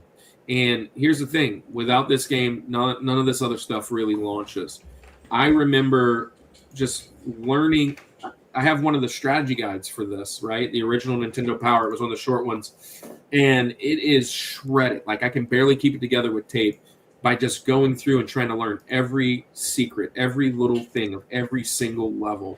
The 1,000 free lives on the level where you stay hitting the turtle, and then that mechanic becomes something that goes on for years, right? But learning how to beat round 8. I was watching a video the other day. It was Retro Rick and a few other guys. They were visiting somebody's game collection, and they were hanging out. And the guys that are normally on their show were in the background playing this. And he was on level 8, and he couldn't figure out how to beat level 8. I remember playing so many times trying to beat level 8, and you have to go through the little maze the right way in order to get to Bowser. And that wasn't a thing back then that you would have thought of. You would have just kept scrolling and be like, why? When do we get to the end? What is going on? You would have not figured this out. Nowadays, it's like, oh, there has to be some kind of secret mechanic. The very first time playing this, I don't know how many times we played level 8-4 before you figured it out. And then, it's just that kind of game for us. But launching out everything. This is why Zelda wasn't number 2, Andy, because I had to put in, for me, what launched my love of video games. So there you go. It's fair. Very solid pick. Yeah, this is a great one. I missed half of what you said because my internet kicked me out. But this is a great game for sure. Back in the 1900s. Yeah, that's what I was saying. I had to fire up my dial-up modem again. Sorry about that. Maybe Caleb By the way, Caleb, do you like Donkey Kong Bonanza? You play Switch too, right? I actually do have Donkey Kong Bonanza. I haven't gotten too far into it, but I am in the middle of playing Bonanza right now, and I enjoy it a lot. It's a good 3D. I think Andy would love that game. I mean, as Super Mario 64 goes, I think it's got a lot to love. It has the ability to play as DK, which you don't often get to do. The controls are really fun. If you have a Switch and you like the motion controls, you can slam into rock formations and do stuff. So it's been fun. I've been having a lot of fun with it. Nice. All right, well, we can jump in to yours, Andy. Your link. Go ahead. Yeah, this is probably Kirk's favorite game, or at least a game that he's really good at. What? You're similar to my previous pick. Part of the reason I'm picking this game is because I would love to go back in time and play this game again without being just so like biased towards like it doesn't hold up today, right? But at the time, what we were experiencing was something totally different, was something just groundbreaking. And I'm going to the game that I think walked so that my Rosie could run, Halo could run. And I'm going with the best pause music in the entire video game, just history. I'm going with GoldenEye 007 Nice. 64. This game. Now, again, does it hold up today? No, it doesn't. But I think that's why it fits in this one today. I say, does it hold up? I'll still play it today and have a ton of fun with it. Is it clunky? Are the graphics totally outdated? Absolutely. But what we were playing in like 1998, 99, whatever year it was, at this 97, I think maybe it came out. Either way, that it came out was something that we had not seen before, at least to this degree. I mean, if we did a Rushmore of, and this is probably a niche topic, but if we did a Rushmore of top 4 level 1s of any game, I love this level. You know what I mean? Like opening levels. I love this one. I just the music in it, the play, and then again, now just like I said with Halo, the multiplayer aspect of it too was just such a blast. I remember putting in the cheat codes and doing the DK mode, or doing the golden gun only, or the whatever. Like we would do silly stuff like mines only. Like what a stupid way to play it, but it was super fun. Like you just go play mines there. But I absolutely love this game. I'll still play it today. Kirk, we've said it plenty of times before, is infamously first-person shooters, but definitely GoldenEye for sure. And I think part of that is the graphics and the gameplay of it, and the mechanics and everything. But I still love this game, man. I still absolutely love this game. I think we can be honest about it not holding up, but still love it tremendously because of the nostalgia that it holds, but also it's just a fun game, man. I mean, I love this one. So GoldenEye 007. GoldenEye is another one of those games that we played like in my high school. Is one of those games that spread everywhere. And I remember the first time I played GoldenEye in one of those classes, I booted it up and I was like, wow, I can see like for the time why this game was like as amazing as everyone thought it was. Like to me, it still held up, even playing it in like 2016, like seeing the history of it. I was like, man, this game still is like, it's good. It is definitely S tier. It's a S tier game. Yeah. Oh yeah. Absolutely. Absolutely. So, yeah, I love this game. Andy, wow. Hold on.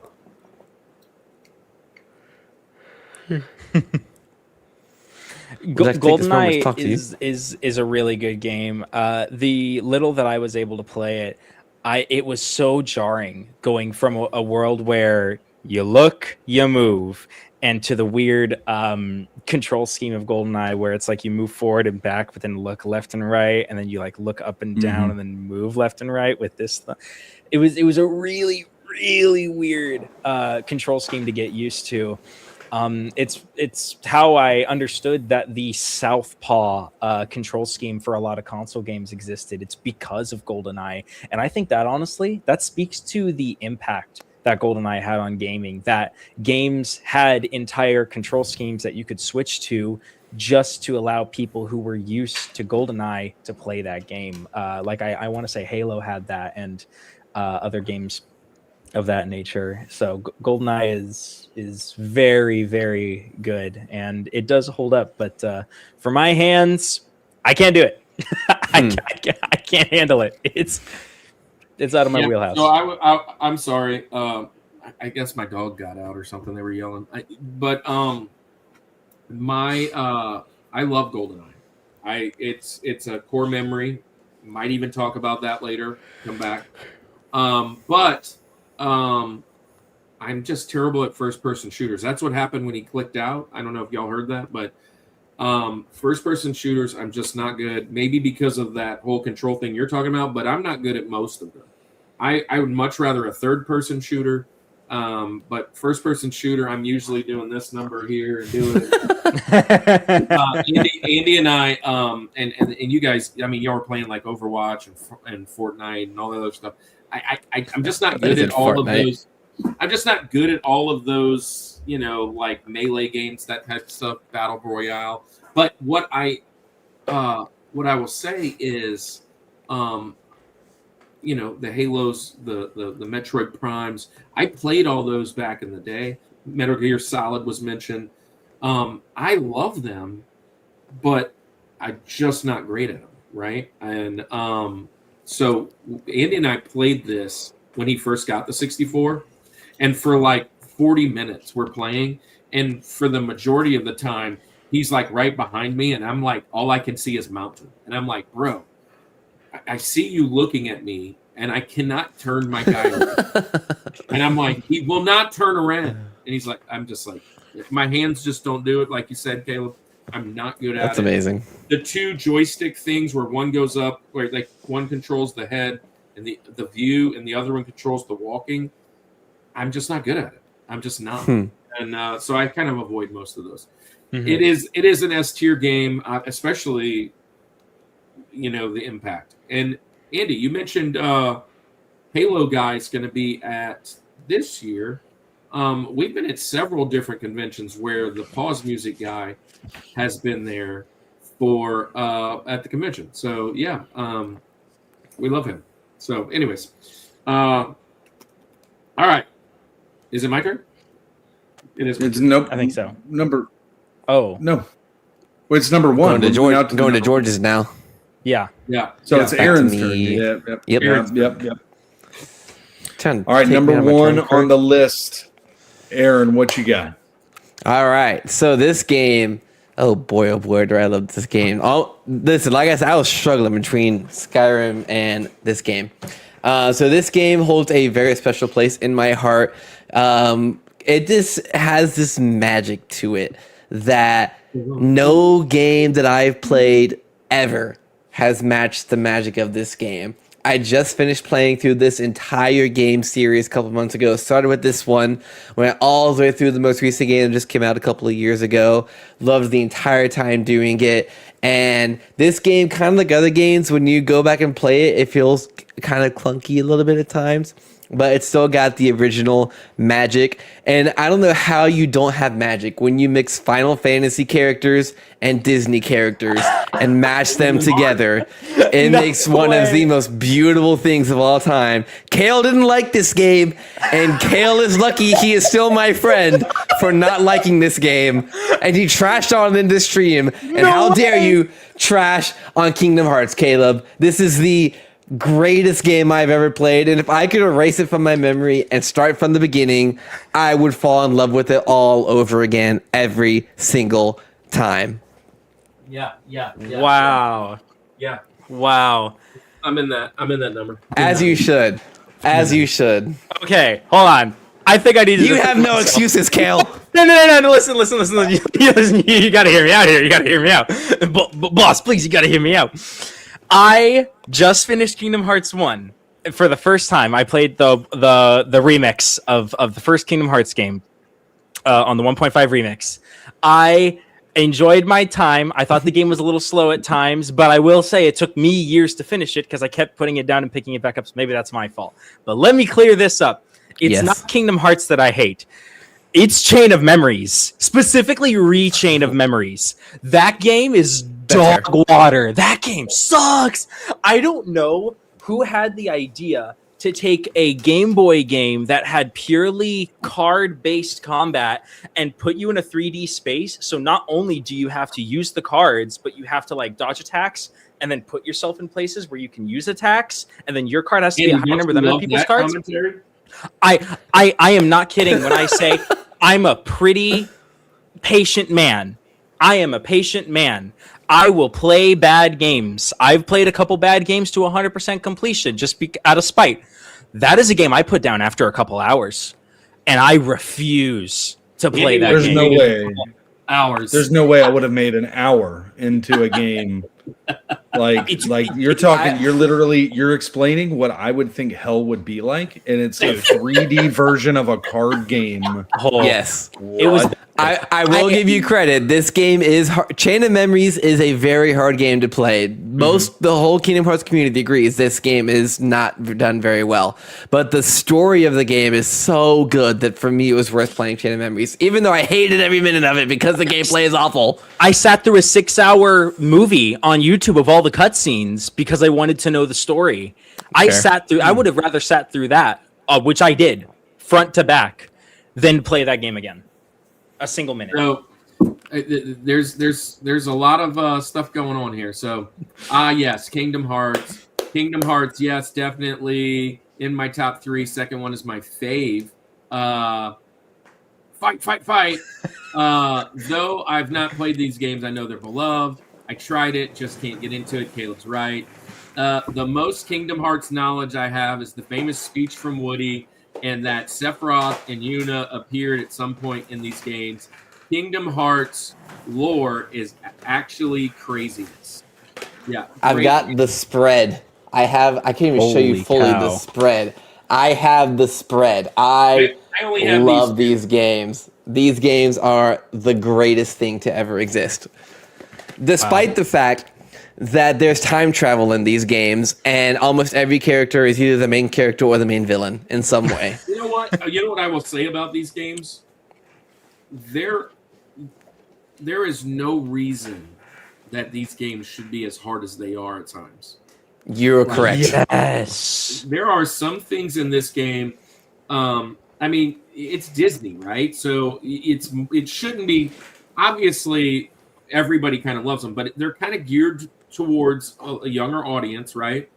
But like Ursula is insufferable at times. Awful. Terrible.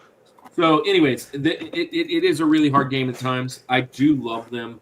I love how they mix the two genres. Good stuff. Andy probably would have never heard of Kingdom Hearts. Speaking of Kingdom Hearts, Aaron, since you love it, Cellcast, the guys from Culture Box, we didn't share their stuff today. He streams Kingdom Hearts all the time, and he does at the end of their show, he does the Kingdom, almost like the 6 degrees of separation. It's how many Kingdom Hearts references there are to whatever cartoon or whatever they're doing. That's cool. He does that often. He loves Kingdom Hearts. He has like a key blade behind him. He loves it. So anyways, good stuff here. I love that start. Caleb, that's a big one to top. What you going with? Yeah. You're number one, you're George. We haven't had Rushmore yet, which I kind of figured. Yeah, this is a very subjective list, and for my pick, I love this game series so much. The first one was incredible, but it's one of those rare game series where the sequel is better in literally every way. When I was putting together this list, I was focusing a lot on story and a lot on plot twists. And unfortunately, I knew the main plot twist. There's 2 pretty big ones, and I knew both of them going into the game. And so I thought of this as, if this was an opportunity to play the game now not knowing the plot twists, what would I pick? And even though my last pick, and I gotta show these off a little bit, was my Mario Galaxy. And yes, that is a Japanese copy. 'Cause Nice. I went to Japan recently. That was my last pick. But for this pick, I got to go with the second game in the 4-game series. I got to go with the one, the only Batman Arkham City. I love the Arkham series of Batman games. Great What's games. not to love? It's first off, it's Batman. So if you're a superhero fan, it's amazing. You got the legendary Kevin Conroy as Batman, the even more legendary, arguably, Mark Hamill as Joker, along with a whole rest of voice acting talent behind this game, and you fight all these different villains, and the free flow combat of the Arkham series is still untouched. My the most recent Lego Batman game that came out, I think it was Legend of the Dark Knight, I want to say, is the whole combat is based off of Arkham. You made a combat system that was repeated and it was so perfected in the Arkham game so hard that other games have only tried to merely capture the feeling of that combat. And Arkham City takes everything Arkham Asylum made, and I think this is like the third or fourth time this has been used, but Arkham Asylum walked so Arkham City could run. City was such a phenomenal follow-up to Arkham Asylum, and a lot of people didn't like Arkham Origins. I didn't think it was that bad, but I see why people didn't. I think Arkham Knight was great, but there's a reason why Arkham City and Arkham Asylum are as revered as they are. This was my first time playing the Arkham series, is with this Return to Arkham game on the PlayStation, and I played Arkham Asylum and Arkham City, and City is just, it's so satisfying. I 100%ed the game, which is a tough thing to do with those stupid Riddler trophies. I was gonna say it's long. It's a long time to really get all those trophies and to 100% the game. But when the game is that good, when the combat is that good, the stealth mechanics, a lot of games mess up stealth mechanics. Arkham City did not. And the combat with it, you can choose. Do you want to go silent but deadly? Do you want to go guns blazing, but without guns because it's Batman? You can do that. This game has amazing mechanics.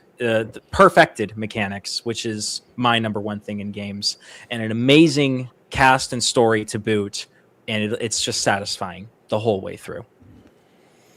this is a game that, much like Super Mario Galaxy, this one I specifically remember being in Walmart playing the demo of it, but Walmart had the TVs like the very top of the aisle. So I'm literally sitting there doing this number, and I'm like, this is so much fun! And my neck would hurt, but it was so much fun to play. But I stopped playing Arkham City because I love 100%ing games. And when I saw that there were 440 Riddler trophies, I gave up immediately. I was like, nope, not doing it. I'm out. So your Kingdom Hearts Chain of Memories is my Batman Arkham City. That's fair. That's fair. Yeah, I love the series here. Played it, touched it only a little bit. But Batman's awesome. This is probably the best version of Batman in a video game. I love the original stuff. I remember kind of playing through those, but this kind of like brought him to the forefront. And then it also introduced a lot of people to the Arkham like arc, right? And because a lot of Batman mentions it, but like this is a big deal. And so Arkham City is a great pick. The Arkham series. Number 2. I'm not sure if I played number 2 or how much I've played of it, but they are really good games. They're really good games. Andy, Yeah. you're an Arkham guy? You're not? Well, no. So I mean, it's just newer games, and not anything against Batman or anything. But it was just a game I missed out on. My Brett, was in my band, who's going to be on the show when we talk music. He had Arkham Asylum, I believe. So I remember playing that a little bit, at his, when we were in college. I think we were in college at the time, and at his apartment, and it was super fun. So I've always loved Batman. Batman, I feel like, has always been. There's never been an easy Batman game. I don't feel like, even back in the day, those games were really difficult. But I do appreciate this, this series of games for sure. Again, I think I only ever played Asylum, so I'm not sure if I know City for sure, but there are games that I would love to play. The problem is, and you guys talk about 100% in games. I like, You're not if a I were to side play them quest. now, well, yeah, definitely not a side quest, but even if I was, like, the amount of time that I've got to put into these games to do that is just staggering. And That's true. I don't even know where I would have that time now.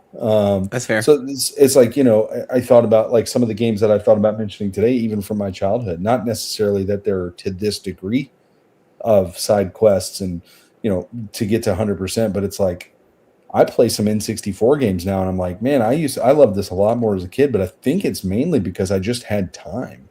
Like now I try to find games now where it's like, I can just put it on. I can spend, maybe what game can I throw in for 30 minutes and enjoy it? And a lot of these games I can't do that now. But I do love this. I do appreciate this game. I think it's a great game. It's a great, Batman. What else can you say? Yeah, he's Batman. He is Batman. Batman is what you could say. Arkham City's my number one. I watched my brother play all the Arkham games, and he introduced me to them, and they are very special to me. Arkham City was the first game I completed all by myself as a kid, and the first game is 100% cleared. That is quite the first. I'm very shocked at that. It's also I mean, like we've already said, it's a very long game to do 100%. So that's dedication right there for it being your first. Yeah.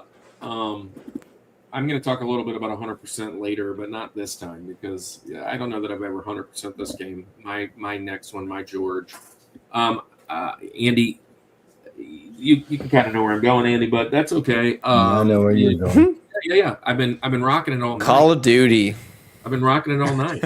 Final Fantasy VII. Nice. Nice, man. Final Fantasy VII. Like, great game. There he is, man. So, which this came from some friends of ours. They made it at the convention that we're going to this week.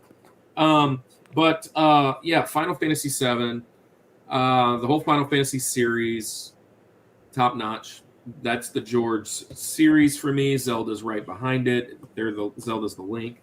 Yeah, I had to pick at least one. Which one do I want to pick? One, right? You pick one.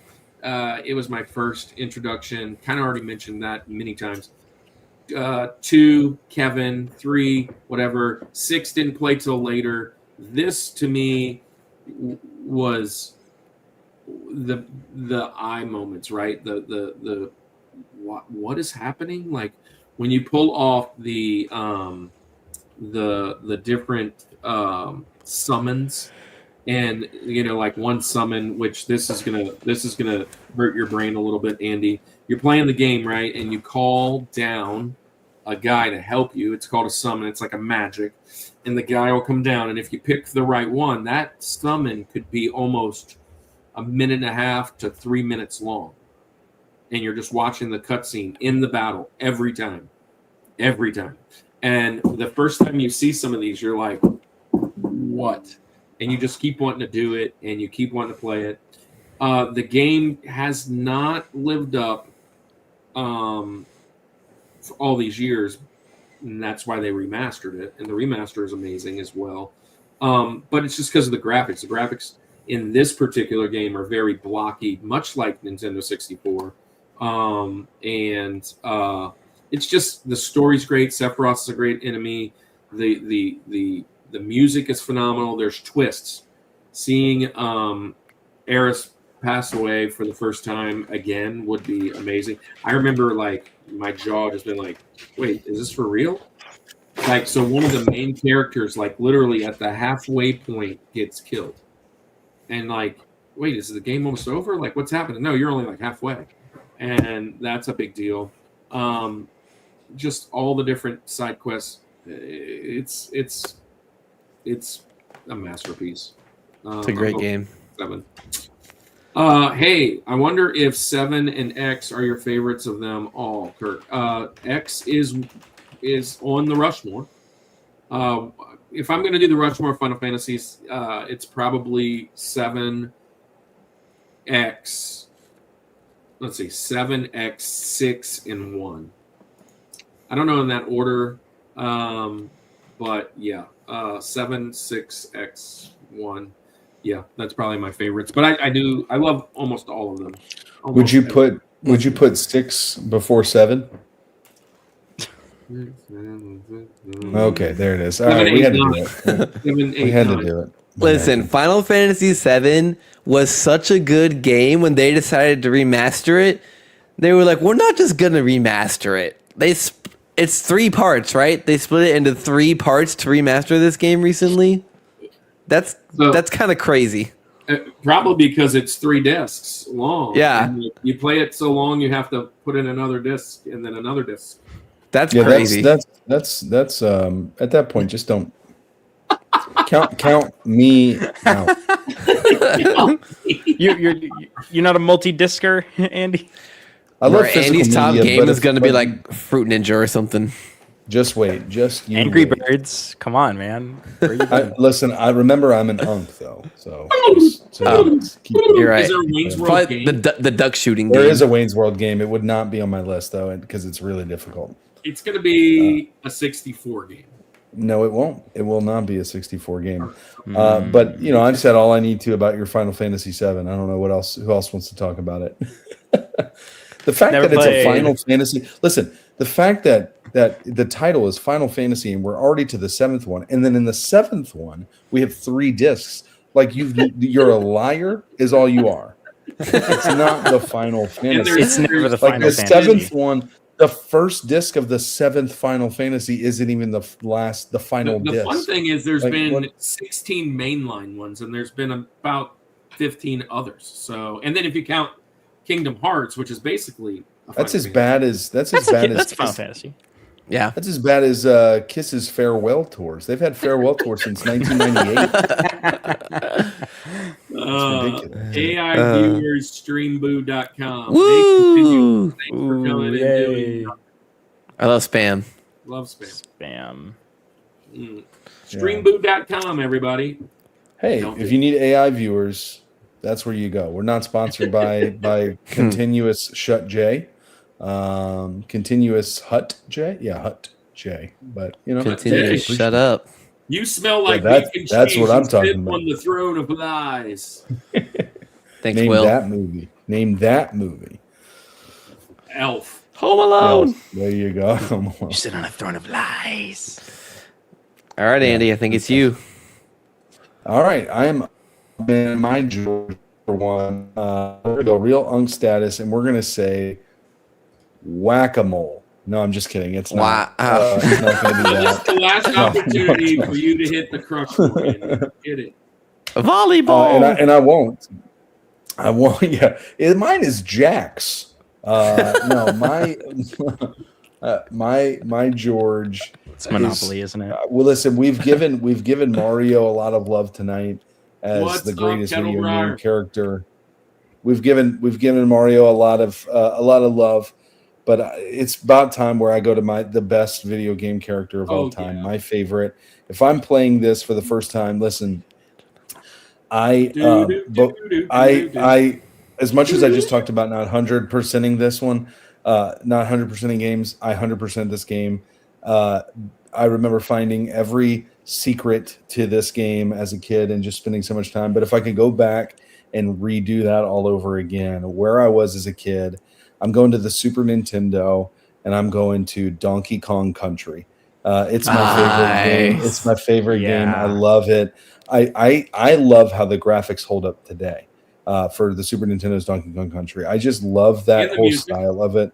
And the music, I'm a side-scrolling platformer fanatic. I just like that's the game I want. I want a clear beginning and end. But also I found the secret barrels, like the jumping off the ledge and jumping into this one and bash the baddies or whatever. Like find the stars. I love it. But I love Donkey Kong Country 2. I love Donkey Kong Country 3. I love those games. But if I'm going to go back to the original one, the one that started all, like. I love the minecart levels. I love those levels. And I know people are like, oh, it gives me such anxiety. Grow up and learn how to play it, whatever. I love Donkey Kong Country. I shared it, I think, a week or two ago, Kirk. We did hot takes. And we were talking about Bonanza earlier and how the world freaked out about the redesign of the character. Guys, he's not your character. People can do what they want to. But I digress. I won't get into that one again. I love it. I was bummed in the new Mario movie that there wasn't enough DK for me. But you know, I'm a DK fanatic. Love Donkey Kong. My number one is Donkey Kong Country. I have it on the Super Nintendo right now. I play it all the time. Absolutely love this game. And to go back to being a young Andy, playing this for the first time, discovering all those secrets, getting all the bananas, all of that stuff. And what was cool about it too is that there's enough difficulty to the game that made it, you know, you wanted to keep playing, but it wasn't just impossible. In fact, I would say that some of the bosses are probably a little too easy. Some of the bosses are actually easier than some of the levels for sure. But it made it to where it was like you felt like you can actually accomplish something. And so anyway, I'm going Donkey Kong Country for the Super Nintendo.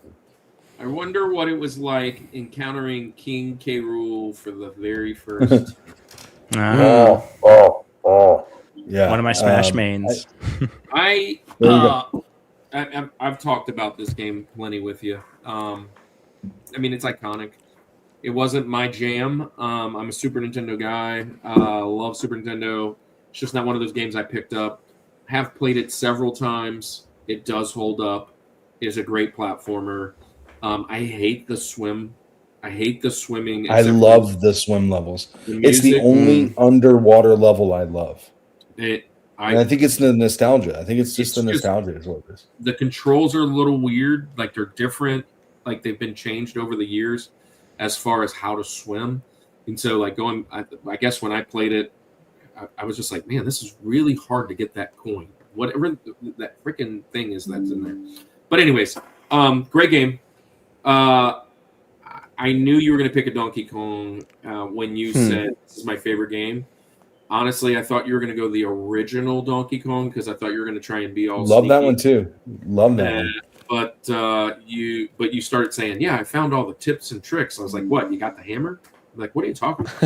and then it hit me. Donkey Kong Country. Speaking of that, Cannon and I watched Pixels the other day. What a fun movie. That movie gets a lot of hate for no reason. I liked it. I liked Pixels, doggone it. Eat some popcorn, jam out. Just Have a fun time. Yes. Eat some popcorn, jam out. You guys, Donkey Kong. I know you're a Bonanza fan, but going back to Donkey Kong Country.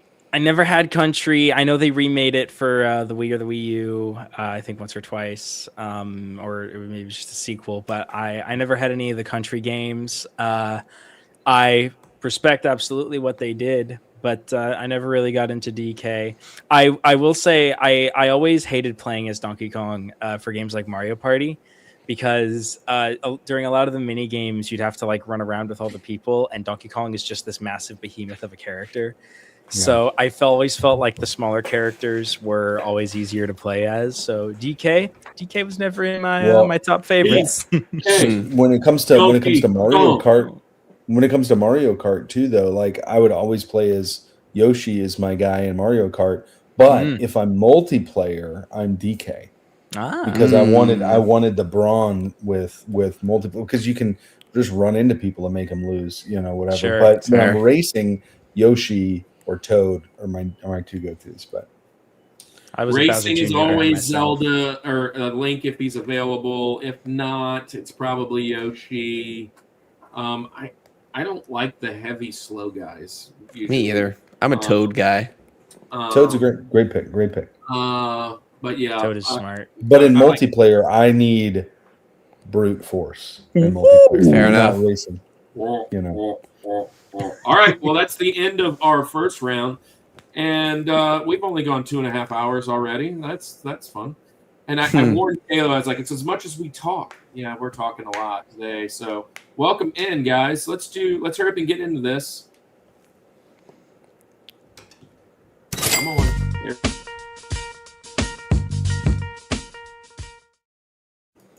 All right, What a banger. 23 of you hanging around, 24 now. Hey, hit the like button. 25. 15. That just doesn't compute. It's a good reference. But Good we're going to reference. do our honorable mentions. Honorable mentions called Benjamin's because Benjamin Franklin was going to be on the mountain. He just missed the mountain, so we're going to talk about what we missed today. If you've been around long enough, you already know that spiel. That's a cool word, spiel. But Spiel. Yeah, it's serpentine drafts. Speaking of serpentine drafts, Debo Samuel just went back to the Niners. That sucks. But anyways, let's do this. So it's Aaron, Caleb, me, Andy, then Andy, me, Caleb, Aaron, and so on and so forth for 4 rounds. Here's the catch, which we didn't crush in the first round, which means we will have no Crushmores tonight, which means we will have 8 individual picks for all of us. So 32 specific video games. So what missed your mountain, Aaron? Oh, by the way, this isn't a whole long thing, so it won't be another 2.5 hours. It's just kind of like, here it is. This is why, and we'll move on. Yep. You guys been talking about Nintendo all night. This is a Nintendo game that I love, but not enough to be on my list. Mario Kart Double Dash. I'm a Mario Kart Double Dash guy. Love it. It's a good pick. I think it's a good addition. Uses the double, the 2-way thing. That's pretty fun. 2 people, 2 boxes. Hey, you got a second item? You want to use it? Just swap spaces with the other guy. This was the Mario Kart I got when I came back from Iraq with my GameCube. That was awesome. Speaking of GameCube, My first Mario Kart. Kevin hasn't been in here. We got modded GameCubes from Kevin, which is awesome. Caleb.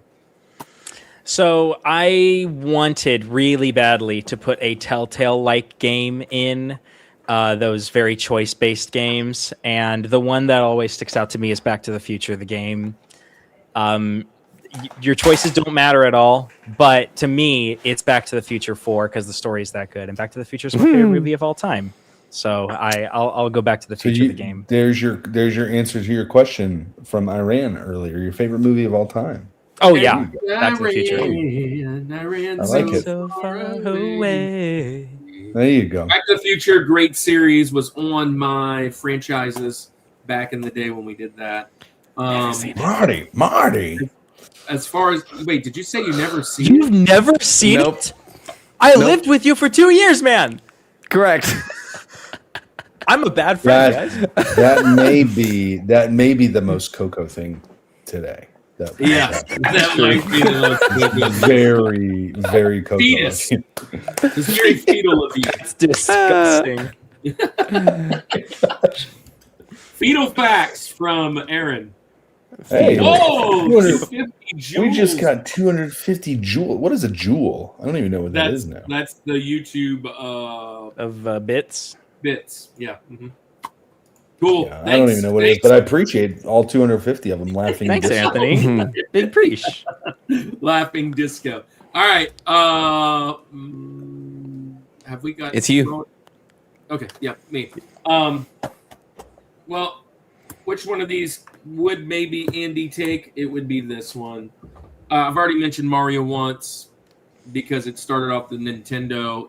Let's talk about the one that starts do the off best Nintendo. game. Super Mario World. It's the best Mario game of all time. Super Nintendo is my second favorite console.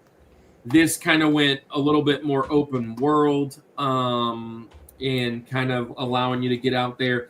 But like open world in Super Nintendo terms, this was just amazing. I could have went with the one that's behind me, been all day, but this I want to do this for the first time because that means I just opened my Super Nintendo for the first time. And man, what a game! And there's a lot. There's a lot to do if you 100% this. And then the second one. No. Oh, yeah, Andy's I was thinking I'm back to back. You get still Andy's. Because you did take my Super Mario World from my list because that was on there. But I mean, a great pick. Love that one. If I went back in time and I got to play this game again for the first time, it'd be super fun. I'm going Tony Hawk's Pro Skater. Oh, Nice. I mean, can you imagine listening to Superman again? Goldfinger. I mean, just come on. What a great one. Good pick. And then also playing for the first time my next one. This is going to be off the beaten path here, but I played a ton of this as a kid, and this is actually my computer game, my PC game that I'm going to throw out there today. Played this a ton. Spent so much time on this. I'm going Roller Coaster Tycoon. Why don't we throw Wow. I almost said Thrillville earlier. There you go. But I was a tycoon, like making people like making the roller coaster go into a lake or something. You know? Yeah. Expand it where I might want to go later. Thinking about my old PC games, man. Anyways, this one was mentioned quite a few times, at least twice in the chat. 27 of you. You all should love this game. Hopefully Brendan's still hanging around because, yeah, he talked about the whole series, it seemed like. But we're going with Solid Snake, Metal Gear Solid 2, Sons of Liberty. The whole series is amazing. This one is... I like 3. I like 1. Iconic games. This is probably my favorite one. But, yeah, Sons of Liberty, Metal Gear Solid 2. Okay. I gotta grab it. It's right over here. Back to you. Easily. Bro, put some socks on. I don't need socks. So we talked about how we can only show your feet if they pay. Oh, that's true. That's true. Yeah, you best be paying. That's why Anthony donated. Yeah, so we got 250 jewels. Anthony gave me a little DM. It's like, hey, I need you to do something for me. So we talked about whether or not we would be playing these games today, or if we would like revert to our kid forms, right? This is my number one pick. If my brain just transported back to myself as 8-year-old me, it's Lego Batman. First one for the Wii. I have so many fun memories with this game. It's amazing. I think it's the first Lego game I ever had. I want to say yes. I want to say it's the first Lego game I ever had. All of the Lego games are fantastic. There had to have been at least one Lego game, right? Oh yeah. It was mentioned in the chat, but I'm glad we actually brought it up tonight. All right, Aaron, you get back-to-back picks. Great. Okay. So first pick, going back, we're doing Kingdom Hearts 2. Same series as earlier, I know. But Kingdom Hearts 2 takes everything about the first one and just makes it a million times better in every single way. I love Kingdom Hearts 2. And your next pick is Kingdom Hearts, the next one, right? Or are you just going to continue down? It is not Kingdom Hearts 3. I thought about doing that. But my next pick is something no one has talked about at all today. It is a movie-based, or a video game based off of a movie. Me and my two brothers played this all the time growing up. We fought playing this game. I'm going with Lord of the Rings, The Two Towers. Interesting. Lord of the Rings, The Two Towers. You can choose to play as Aragorn, Gimli, or Legolas in every single level. So you'd play every level multiple times to find the different play style in Lord of the Rings, The Two Towers. And it made it for a really fun game. That's a classic. And Anthony says, objection, hearsay. Look, Anthony, you just got to admit to it, man. You got to admit you wanted to see Lord of the Rings. Yeah, I just love everything about Lord of the Rings. Good call. And Lego. All right, Caleb. Just amazing.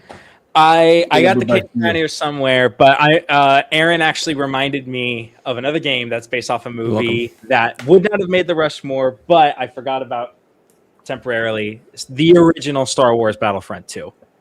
Ooh, such good a pick. good game. I found that game sitting in a tote that my dad had, the PC where it had 7 discs that you needed to download the game. It wasn't enough, Andy. I needed more. It's such a good game. Save some discs for the rest of the people. So many memories. I used to play it modded too. It's just an awesome shooter game. Anyone know Lord of the Rings Conquest? Mm-mm. So, yeah, my next game, it's busting out the seams because, Andy, I've talked about it. It's a branch from my favorite of all time, Final Fantasy. It's not a Final Fantasy game, but it sure could be. I 100% this, Caleb. and made my own strategy guide for it as a kid. This is my strategy guide for it and my 3 pages of how That belongs in a it's museum. fallen apart. But I'm going with Secret of Mana. Nice. So very first time playing through this again would be amazing. They had paper back then, yeah. Kurt's the guy who made Papyrus. You don't know that? He's the one that's on Spaceship Earth pounding the Papyrus. We're going back to Epcot with this one. I mean, look how old that it's like. It's all weathered. Yeah, that's amazing. It really is brown. That's amazing. I love that. That was Game awesome. Genie code, nice. Game Genie, fantastic. So, anyways, back in the day, you didn't have that, and also I always say this. My favorite thing about this, one of my great. Well, I'll probably keep it for memories. I'm gonna keep it for memories. Yeah, because I'll share that memory for sure. Andy, back-to-back jacks. Finish off your mountain. Yeah. All right. So, I like to talk about this game as much as I can. Anytime we can bring it up. Love this game. It's kind of I say niche game, but every time I bring it up, people love it. But it felt like a game that I only knew about when I was a kid growing up, and it'd be a lot of fun to play. Talking about platformers, I'm going to go Rocket Knight Adventures. Nice. Loved this game growing up. Anyway, tons of fun. My last pick. If I talk about Rocket Knight Adventures a lot, this is the other one that I get talked about. This game has kind of become synonymous with me. And Kirk, Pokemon why not Yellow. do it? Why not end the game today? Pokemon Snap, the best shoot 'em up of all time. We would play that one again. And here's the reason why. I have it now and I play it and I remember still how to do the secrets and stuff, but figuring that out again as a kid, how to get Pikachu on the surfboard and how to do all these other different, secret things in there to get Scyther to come out of the grass, right? That would be fun too. And it's just a super fun game. I love that. So I'm gonna go with one of my favorite franchises of all time. Nobody spoke on this at all. This 29, we almost back to 30, and it's time to go almost. Hey, thanks for being here. I'm gonna go with I have the instruction manual here, and I've got actual 2 old passwords on it that I put, because here's the thing. What was really amazing about this game is once you learned what boss to beat, you knew which boss to go to next. And I'm going with Mega Man 2. Nice. And you can't see it because it's in pencil, but there it is, right there. There's a written password on there, and this one's in blue, so you can see it. There's a written password there. But once you figure out the passwords, I wrote that probably as a 6-year-old, or not that, probably about 10. But Mega That's Man crazy. 2, man, I love this series. This was by far the best one until X happened. But yeah, 32, jumping up there. Hey, so only 15 away from the record, and it's time to go. All right, finish off your mountain there, Aaron, and then Caleb, and Kale. then Aaron. All right. The game's so nice. I played it twice. I got to go with the game from my childhood, Epic Mickey. I love this We owned game. Epic Mickey for Wii, and we barely played it. I love this game because it does things with Mickey that Disney would never do these days. It has such gothic architecture and a gothic art design that's super interesting. And the gameplay is fun. I just 100%ed Epic Mickey Rebrushed on the Switch. I had Epic Mickey for the Wii. I'm waiting for them to remake Epic Mickey 2 for the Switch. I'll be a day one player on that one. I love Epic Mickey. Lots of memories there as a kid. All right, finish off your mountain. All right, Andy, I can't decide. Pick a number, 1 or 2. 3. No, give me number. Well, let's go number 1. We always go number 1. The number 1. Number 1. Says Number 1. Mystic 27. Epic Mickey is fire. Welcome Yes, in, it Adam. is. We are going to go with RuneScape RuneScape is a great game, just like an I never online met- game. Wait, pause. Do number 2. No, I'm just kidding. Number 2 is Pac-Man Fever, in case you were curious. But Hey, there number you go. one, number one was RuneScape. I loved RuneScape. It was so much fun. I used to remember going to like the bank, and everyone just had like lines of firewood outside the bank they were making. Great, but What's up, yeah. Caleb? What up, Welcome Adam? in, Adam. Thanks for being here. We're the Rushmore Show. We just go over your top 4 and nothing more. We're talking about video games that you wish you played again for the first time. It's coming towards the end. This is actually the last pick here, RuneScape, and before our last portion. So we do conventions. We go out and we hang out at conventions. You ever see us at a convention or a table, come visit us. You get a chance to spin the wheel and get on the show. Our next convention is actually this weekend. I'm driving in tomorrow from, I live in the Atlanta area now. I'm driving down to New Orleans area to hang out with Andy, and we're going to Louisiana RetroCon in Gonzales, Louisiana. You come by our table, you'll get the chance to spin the wheel and get on the show. Let's spin the wheel and see where we're at. If it lands on one of the ones we're not going to play, I'll just go to the very next one. Yep. So the next one that we can play is Andy's favorite, Hot Take. I love doing hot takes. Hot take. So drop a hot take. Drop a bar about a video game. Preferably one of the games we talked about, but it doesn't have to be. What is a hot take that you have on the video game industry or video games in general? I'll drop a hot take. I'm here Just for it. because the Yeah, game yeah, has go. better graphics and a longer story doesn't make it a better game. Some of the old stuff just holds up. It's not just nostalgia. If you think about the hardware and the things that they had to work with to do and the type of storytelling that they told with minimal, I think it speaks, volumes. Nowadays, the games are so in depth; they look so real. For instance, Madden, right? Madden, and here's a veteran move for you, Andy. Here's a veteran move that I'm going to pull off in the third round. Madden's a great game, right? But it could be really simple like this and be a whole lot more fun. Super Tech Mobile. I mean, come on.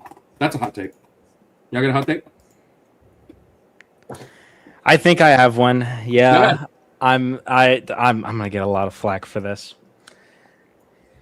Here's a good one. Games are not overpriced.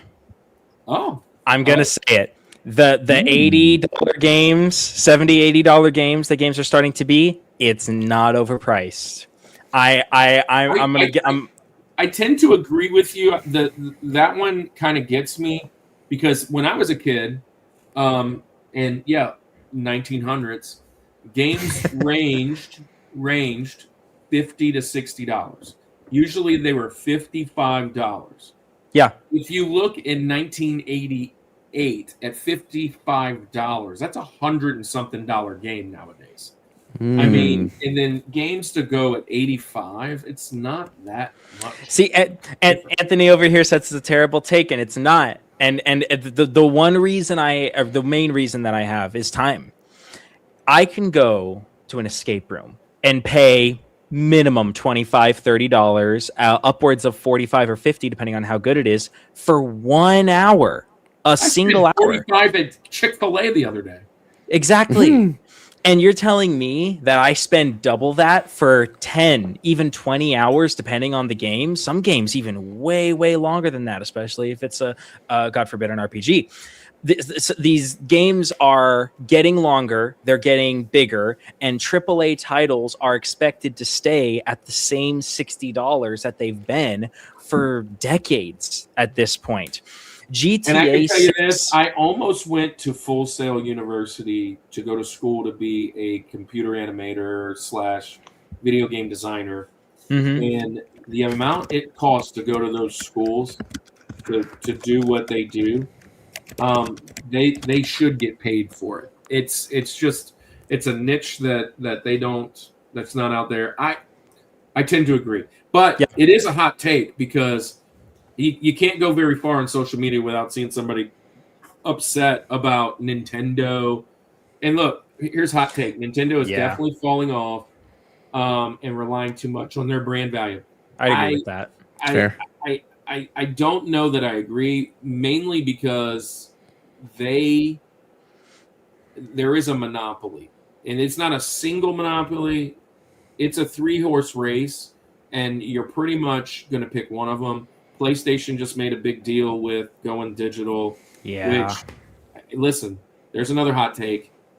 Just the same as AI, the world changes, dude, and we're going to change with it, and that's the way it's going to be. If you love digital, better go to these conventions and start picking them up. I mean, it's how it is. But I mean, if you're saying Nintendo's fallen off and like Xbox or PlayStation is going to take over, I just disagree, and I don't think there's any new contender in the mix. So once one of these 3 companies or all 3 of these companies quit, it's going to be hard to do the next one. PC is going to be left over at the end of the day. Yeah. Anyways, Andy, I know you got. Andy's got more opinions than. I think, and so I haven't been as up to date with video games, and I've mentioned that, right? But I think that the lack, and we've talked about several of the games that fit in this realm tonight.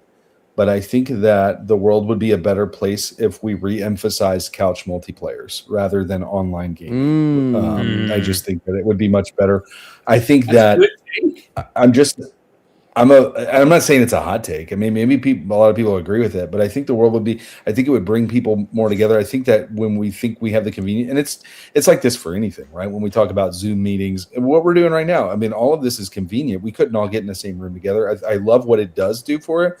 But there's something about being in the same room, being on the same couch, watching people's screen to see where they're at in a multiplayer level or something. And there's something about that. I mean, doing a racing game with each other, right? I think that part of what and I will get off of my soapbox here in just a second, but I think that part of the online gaming world, and Aaron, I know you do some online game. Many of you guys do the online gaming and things like that. I think that distance brings out. I don't know. Did I just cut out? No, you're still here. Nope, you're good. We're listening. He might. Now he did. Oh, now. Are we Oh, here? hello. You're back. You were fine until you said it. All right. Yeah. All right. So, all right. I'm here. Am I in? We're Distance. good? I think that distance brings out the worst in people, and I think that, or it can bring out the worst in people. And a lot of what we see in that. But I think if we could get back in a room together and not be afraid to talk smack to each other over a game of Mario Kart, I think that is where my nostalgia bonding came with my friends. So. I have one more hot take, and I'm going to take it from a friend of Andy's, which I didn't even know he was a friend of Andy's. And he's going to be a friend of the channel because he's going to be on, I think, maybe in January or February. But a really awesome ministry called Deadly Dill. He did a short yesterday or the day before where somebody was on his channel and said, stop talking about Jesus and just play the video game. And it made me think of, we're all believers here and many of the believers in the chat that come to our channel. I believe that the most untapped resource in the church right now is going on outside of the church, and it is this community. It's fair. Because it's how you're going to reach the next generation. And if you're not reaching the next generation, then your church is dying. And some of these amazing ministries that are sitting in Call of Duty, Overwatch, and all these other like online gaming things that we've mentioned, I think are big deals. And so, no, we're not getting Jesus out of that. So, yes. Do you have one, Aaron, before we leave? I do. My hot take is that Unreal Engine 5 has been the death of video games. Ooh. Unreal Engine 5 is the death of video games. I think that when novice. Unreal Engine 5 is basically the engine that most modern AAA video games are built off of. And so every game looks gorgeous now. You've got ray tracing, you've got water with reflections, you've got all this cool shadows. I think all that's great. I have not seen a big company make a stylized game in such a long time. Like, I want games that are so stylistically like independent. You can look at that game and be like, oh, I love how that game looks. Like Halo talked about, Epic Mickey has like the gothic architecture and stuff like that. Like, games just don't do that anymore. Like Horizon Zero Dawn, a new game that goes back and does it in like 8-bit pixel art. yeah. Those kind of things are kind of cool. Yeah, like Horizon Zero Dawn kind of does it when it goes into that a little bit, but like most games are just like, oh, look at how pretty, it's so realistic, it's so lifelike. Like, it doesn't need to look lifelike. Like, find the art style that tells the story you want to tell. It's not always Unreal Engine 5. True. That's my take. Love it. Good take. I love it. I can get behind that. Yeah. Hey, well, look, we're almost to that 3-hour mark, and it's a great time to say goodnight to the rest of our people. But before we do, this is where you can find us. This weekend, Gonzales, Louisiana RetroCon. Davey Lusko puts on a great show. We'll be there all day Saturday and Sunday, preaching Sunday. Hopefully Sunday's message will be live. Come and find that on our channel, on all the major spots.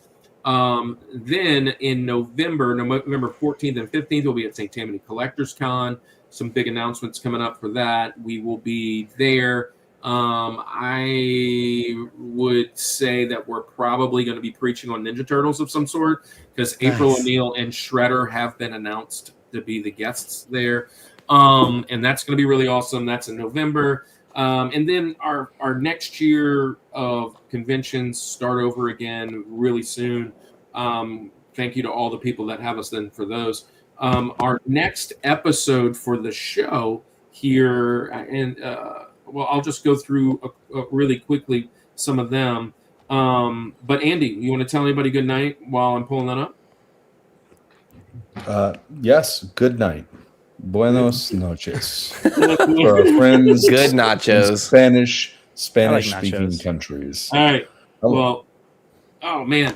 You know what I hate? I've been doing Evernote for... Here's a hot take. It's not really a hot take. Everybody hates this. I hate when, like, apps that you've been on forever decide to start adding ads. And now I can't get to the stuff I've been doing that without watching your stupid ad. And it's never been. Here's a hot take. Give me an iOS game or a smartphone game that doesn't offer in-app purchases. I don't want it. I want to pay you one time. I'll pay for the app. I'll pay for the app. Here we go. But I don't want anything to do with it. Here we go. Here's our next shows. Wait, don't leave, Anthony. Here's our next show. Next week, Monado Max, who is a phenomenal Switch streamer, Switch content creator, is going to be on with our world famous Bryce J. Dub. We're talking Switch games next week. Top 4 Switch games. Then in 2 weeks, you saw Tony in here earlier with Game Central Station. Minzy and him will be on, and they're talking gaming collectibles. 3 weeks from now, Retro Beard and his wife Heather, Pixel Parts, is going to be on for comfort games, and then we're finishing out the games. Oh, by the way, and we're celebrating Andy, you and I's birthdays on these shows.